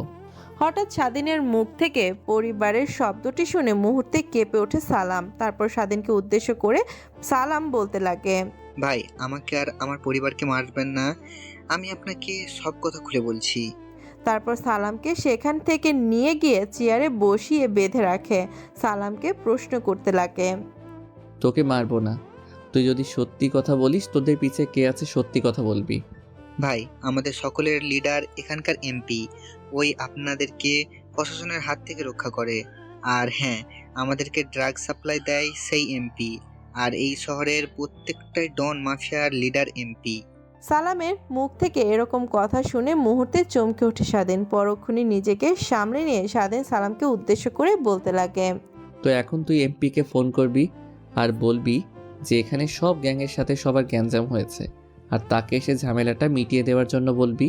স্বাধীনের কথা অনুযায়ী সালাম তার পকেট থেকে ফোন বের করে এমপিকে ফোন করে। এমপিকে ফোন করে স্বাধীনের বলা কথাগুলো বললেই ওই পাশ থেকে সালামকে উদ্দেশ্য করে এমপি বলতে লাগে, তুই তো ওদের বড় ভাই, ওদেরকে সামলা, আমি আসছি 5 মিনিটে। কথাটি বলে ফোন কেটে দেয় এমপি। তারপর স্বাধীন আর তার ছেলে পেলে গোডাউন ঘরে অপেক্ষা করতে লাগে এমপির। একটু পর বাহিরে গাড়ির হর্নের শব্দ পায়, বোঝা যায় যে এমপি চলে এসেছে। তারপর তারা লুকিয়ে পড়ে। এমপি গোডাউন ঘরে এসে দেখে চেয়ারের সাথে বাঁধা সালাম, আর তার বোঝার বাকি রইল না যে তাকে ফাঁসানো হচ্ছে। তখনই এমপির সামনে চলে আসে স্বাধীন আর এমপিকে উদ্দেশ্য করে বলতে লাগে, আমি আপনাকে অনেক ভালোবেসেছিলাম এমপি সাহেব, কিন্তু আপনি এসব নাটের গুরু। আপনি না বলেছিলেন যে এই শহরে কোনো মাফিয়া ডনদের আস্তানা থাকবে না, আর আপনি কিনা মাফিয়া ডনদের বাবা। স্বাধীনের মুখ থেকে এরকম কথা শুনে হা হা করে হাসতে লাগে এমপি সাহেব। এমপিকে হাসতে দেখে স্বাধীন ভ্যাবাচাকা খেয়ে যায়। তারপর এমপিকে উদ্দেশ্য করে স্বাধীন বলতে লাগে, তোর তো আজ শেষ দিন, আর তুই পাগলের মতো হাসছিস, অধিক শোকে পাথর হয়ে গেলি নাকি? তখনই এমপি হাসা থামিয়ে স্বাধীনকে উদ্দেশ্য করে বলতে লাগে, পিছে তো তাকাই একবার। স্বাধীন পিছে তাকাতেই দেখে সেখানে এমপির ছেলেপেলেরা হাতে বন্দুক নিয়ে স্বাধীনের দিকে তাক করে আছে। এমপি ইশারা দিতেই স্বাধীনের গায়ে একটা ছেলে গুলি করে। তারপর অপর দিক থেকে তাদের উপর এলো পাথারি গুলি করতে লাগে স্বাধীনের ছেলেপেলে। মুহূর্তেই সেখানে শুনশান নীরবতা বিরাজ করে। তারপর সৌরভ স্বাধীনের কাছে গিয়ে বলতে লাগে, ভাই ঠিক আছেন আপনি? হ্যাঁ আমি ঠিক আছি, আর তোরা এমপিকে আর সালামকে মেরে সকলকে রাস্তায় ফেলে দিয়ে আয়, আর এই গোডাউনের ঘরটা পুড়িয়ে দে। আর যে টাকাগুলো পাবি এখান থেকে, সে টাকাগুলো অনাথ আশ্রমে দিয়ে দিবি। কথাটি বলেই অজ্ঞান হয়ে যায় স্বাধীন। তারপর স্বাধীনকে নিয়ে হাসপাতালে চলে যায় কিছু ছেলে। অন্যদিকে সৌরভ স্বাধীনের বলা কথা অনুযায়ী সেখানে থাকা 24টি গ্যাংয়ের লিডার আর তার ছেলেদেরকে দড়ি দিয়ে বেঁধে রাস্তায় ফেলে আসে। তারপর রক্ত দিয়ে সেখানে লিখে আসে, পুরো শহরটাকে আমরা সাফাই করে দিলাম, এই শহরে আর কোনো গ্যাং বেঁচে নেই, আমাদেরও কাজ শেষ, আর নিরীহ কোনো প্রাণ যাবে না। আর এই যে এমপিকে মেরেছি আমরা, এই এমপি হচ্ছে গ্যাংয়ের লিডার, তাই ওকেও মেরেছি। এখানে পেন ড্রাইভে সকল ইনফরমেশনগুলো আছে। তারপর সেখান থেকে গোডাউন ঘরে গিয়ে টাকাগুলো সরিয়ে গোডাউন ঘরে আগুন লাগিয়ে দেয়। তারপর টাকাগুলো অনাথ আশ্রমে থাকা লোকটিকে দেয়। তারপর তারা স্বাধীনকে দেখার জন্য হসপিটালে চলে যায়। অন্যদিকে স্বাধীন হসপিটালের থিয়েটারে শুয়ে আছে, অপারেশন করছে আর অপারেশনটা সাকসেসফুল হয়েছে। তখনই স্বাধীনের ফোন বাজতে লাগে। সৌরভ ফোনটা তুলে দেখে বাবার নামে সেভ করা। ফোন রিসিভ করেই কি বলবে না বলবে চিন্তা করতে করতে ফোন বাজা বন্ধ হয়ে যায়। একটু পর আবার ফোন বেজে ওঠে। সৌরভ ফোন রিসিভ করতেও ওপাশ থেকে স্বাধীনের মা বলে ওঠে, বাবা কই গেছিস তুই? তোকে এতবার করে ফোনে পাচ্ছি না যে। এমন প্রশ্নে কি বলবে সৌরভ বুঝে উঠতে পারছে না। তারপর সৌরভ স্বাধীনের মাকে উদ্দেশ্য করে বলতে থাকে, আসলে আন্টি, স্বাধীন ভাইয়ের একটা অ্যাক্সিডেন্ট হয়েছে আর সে এখন হসপিটালে ভর্তি আছে। ও পাশ থেকে এরকম কথা শুনে মুহূর্তে চমকে ওঠে স্বাধীনের মা। মুহূর্তে নিজেকে সামনে নিয়ে স্বাধীনের মা বলতে লাগে, কি হয়েছে আমার ছেলে, আর এখন কিরকম আছে? চিন্তা করবেন না আন্টি, এখন স্বাধীন ভালো আছে আর এখন বিপদমুক্ত। তারপর সৌরভ স্বাধীনের মাকে হসপিটালের লোকেশন দিয়ে দেয়। একটু পর সেখানে স্বাধীনের মা বাবা চলে আসে। অন্যদিকে মারিয়া কলেজে গিয়ে স্বাধীনকে খুঁজে না পেয়ে তার নাম্বারে ফোন করে। ছেলের পাশ থেকে ফোন রিসিভ করে স্বাধীনের মা বলতে লাগে, হ্যালো। মেয়েলি কণ্ঠ শুনে মারিয়ার বোঝার বাকি রইল না যে ফোনটা রিসিভ করতে স্বাধীনের মা কি বলবে। বুঝতে না পেরে স্বাধীনের মাকে উদ্দেশ্য করে মারিয়া বলতে লাগে, আসসালামু আলাইকুম আন্টি, আমি স্বাধীনের বান্ধবী। ও তো প্রত্যেকদিন কলেজে আসে, আজ তো আসে নাই, তাই ফোন করেছি। আসলে মা, স্বাধীন একটা গাড়ি অ্যাক্সিডেন্ট করেছে, তাই হাসপাতালে। হঠাৎ এরকম কথা শুনে মুহূর্তে চমকে যায় মারিয়া। তারপর স্বাধীনের মাকে উদ্দেশ্য করে বলতে লাগে, এখন কিরকম আছে আন্টি স্বাধীন? আর প্লিজ একটু হাসপাতালের লোকেশনটা বলবেন আমাকে। তারপর স্বাধীনের মা মারিয়াকে হাসপাতালের লোকেশনটা বলে দেয়। কিছুক্ষণ পর মারিয়া এসে দেখতে পায় স্বাধীন অজ্ঞান অবস্থায় বেডে শুয়ে আছে। এরকম অবস্থা দেখে নিজের চোখের পানি সামলাতে না পেরে সেখানে কেঁদে দেয় আর স্বাধীনের হাত ধরে বলতে লাগে, কি হয়েছে তোমার? প্লিজ কথা বলো, আর অভিমান করে থাকবো না তোমার সাথে, প্লিজ কথা বলো। একটা প্রয়োজনে স্বাধীনের মা কেবিনের বাইরে চলে গেছিল। একটা মেয়েকে স্বাধীনের হাত ধরে কেবিনে ঢুকিয়ে এরকম করতে দেখে মুহূর্তে অবাক হয়ে যায় স্বাধীনের মা। মুহূর্তেই নিজেকে সামনে নিয়ে স্বাধীনের মা মেয়েটিকে উদ্দেশ্য করে বলতে লাগে, কে তুমি মা? আর আমার ছেলের হাত ধরে কান্না করছো কেন? হঠাৎ মেয়েলি কণ্ঠ শুনে মারিয়া পেছন করে দেখে একটা মধ্যবয়স্কী মহিলা দাঁড়িয়ে আছে। মারিয়ার আর বোঝার বাকি রইল না যে এটাই স্বাধীনের মা। আর মারিয়া স্বাধীনের মাকে তার আর স্বাধীনের সম্পর্কের কথাটা বলে দেয়। একটু পর মিটমিট করে স্বাধীন তাকিয়ে মারিয়া আর তার মাকে সামনে দেখে তাদেরকে উদ্দেশ্য করে বলতে লাগে, আমি কোথায়? তুমি এখন হাসপাতালে, একটা গাড়ি অ্যাক্সিডেন্ট করেছিলে, তারপর তোমাকে হসপিটালে ভর্তি করা হয়েছে। এভাবেই কেটে যায় হাসপাতালে 15 দিন। এই 15 দিন মারিয়া স্বাধীনের কাছ থেকে একটু সরেনি। মারিয়ার বাবা মাও এসে স্বাধীনকে দেখে গেছে। মেয়ের এরকম কীর্তি দেখে মারিয়ার বাবা মা বোঝার বাকি রইল না যে মারিয়া স্বাধীনকে ভালোবাসে। মা বাবা বুঝে গেছে যে মারিয়া স্বাধীনকে ভালোবাসে, ইভেন ওরা দুজনকে ভালোবাসে। তারপর স্বাধীনের মা বাবা আর মারিয়ার মা বাবা কেবিন থেকে বাইরে বেরিয়ে তাদের ব্যক্তিগত পরিচয় পর্ব শেষ করে তাদের বিয়ের বিষয়ে কথা বলে নেয়। তখনই মারিয়ার বাবা বলতে লাগে, স্বাধীন একটু সুস্থ হোক, তারপরে ওদের বিয়ের কথা আগাবো। আর হ্যাঁ, স্বাধীনকে একটু পুলিশের জব দিয়ে দেব, এতেও বেকারত্ব থাকবে না ওর। 4 মাস পর বাসর ঘরে বসে আছে মারিয়া বউ সাজে। স্বাধীন বাসর ঘরে ঢুকতে লজ্জা পাচ্ছে। লজ্জার ঠেলে সরিয়ে বাসর ঘরে ঢুকে পড়ে সে। তারপর মারিয়া খাট থেকে উঠে স্বাধীনের পায়ে হাত দিয়ে সালাম করতে লাগে। তখন স্বাধীন মারিয়ার হাত ধরে তুলে বুকের সাথে জোরে ধরে বলতে লাগে, কি করছো পাগলি মেয়ে? পায়ে কখনো সালাম করবে না, তোমার স্থান তো আমার বুকে। তারপর মারিয়া স্বাধীনকে উদ্দেশ্য করে বলতে লাগে, এখন কোনো দুষ্টুমি না, আগে 2 রাকাত নফল নামাজ পড়ে নেব, তারপর সকল দুষ্টুমি, বুঝলে? তারপর তারা দুজন নামাজ পড়ে নেয়। নামাজ পড়া শেষ হতে মারিয়া গিয়ে খাটে বসে পড়ে। অমনি স্বাধীন গিয়ে মারিয়ার পাশে বসে পড়ে। স্বাধীন চট করে মারিয়ার গালে চুমু দিয়ে দেয় এবং জড়িয়ে ধরে শুয়ে পড়ে এবং মুহূর্তে হারিয়ে যায় ভালোবাসার এক অসীম সাগরে। এখানে গল্পটা সমাপ্ত করলাম। আর গল্পটা কেমন হয়েছে অবশ্যই কমেন্ট বক্সে জানাবেন। ধন্যবাদ সবাইকে। ভালো থাকবেন, সুস্থ থাকবেন। ততক্ষণে আবার একটি নতুন মাফিয়া গল্প নিয়ে আসবো।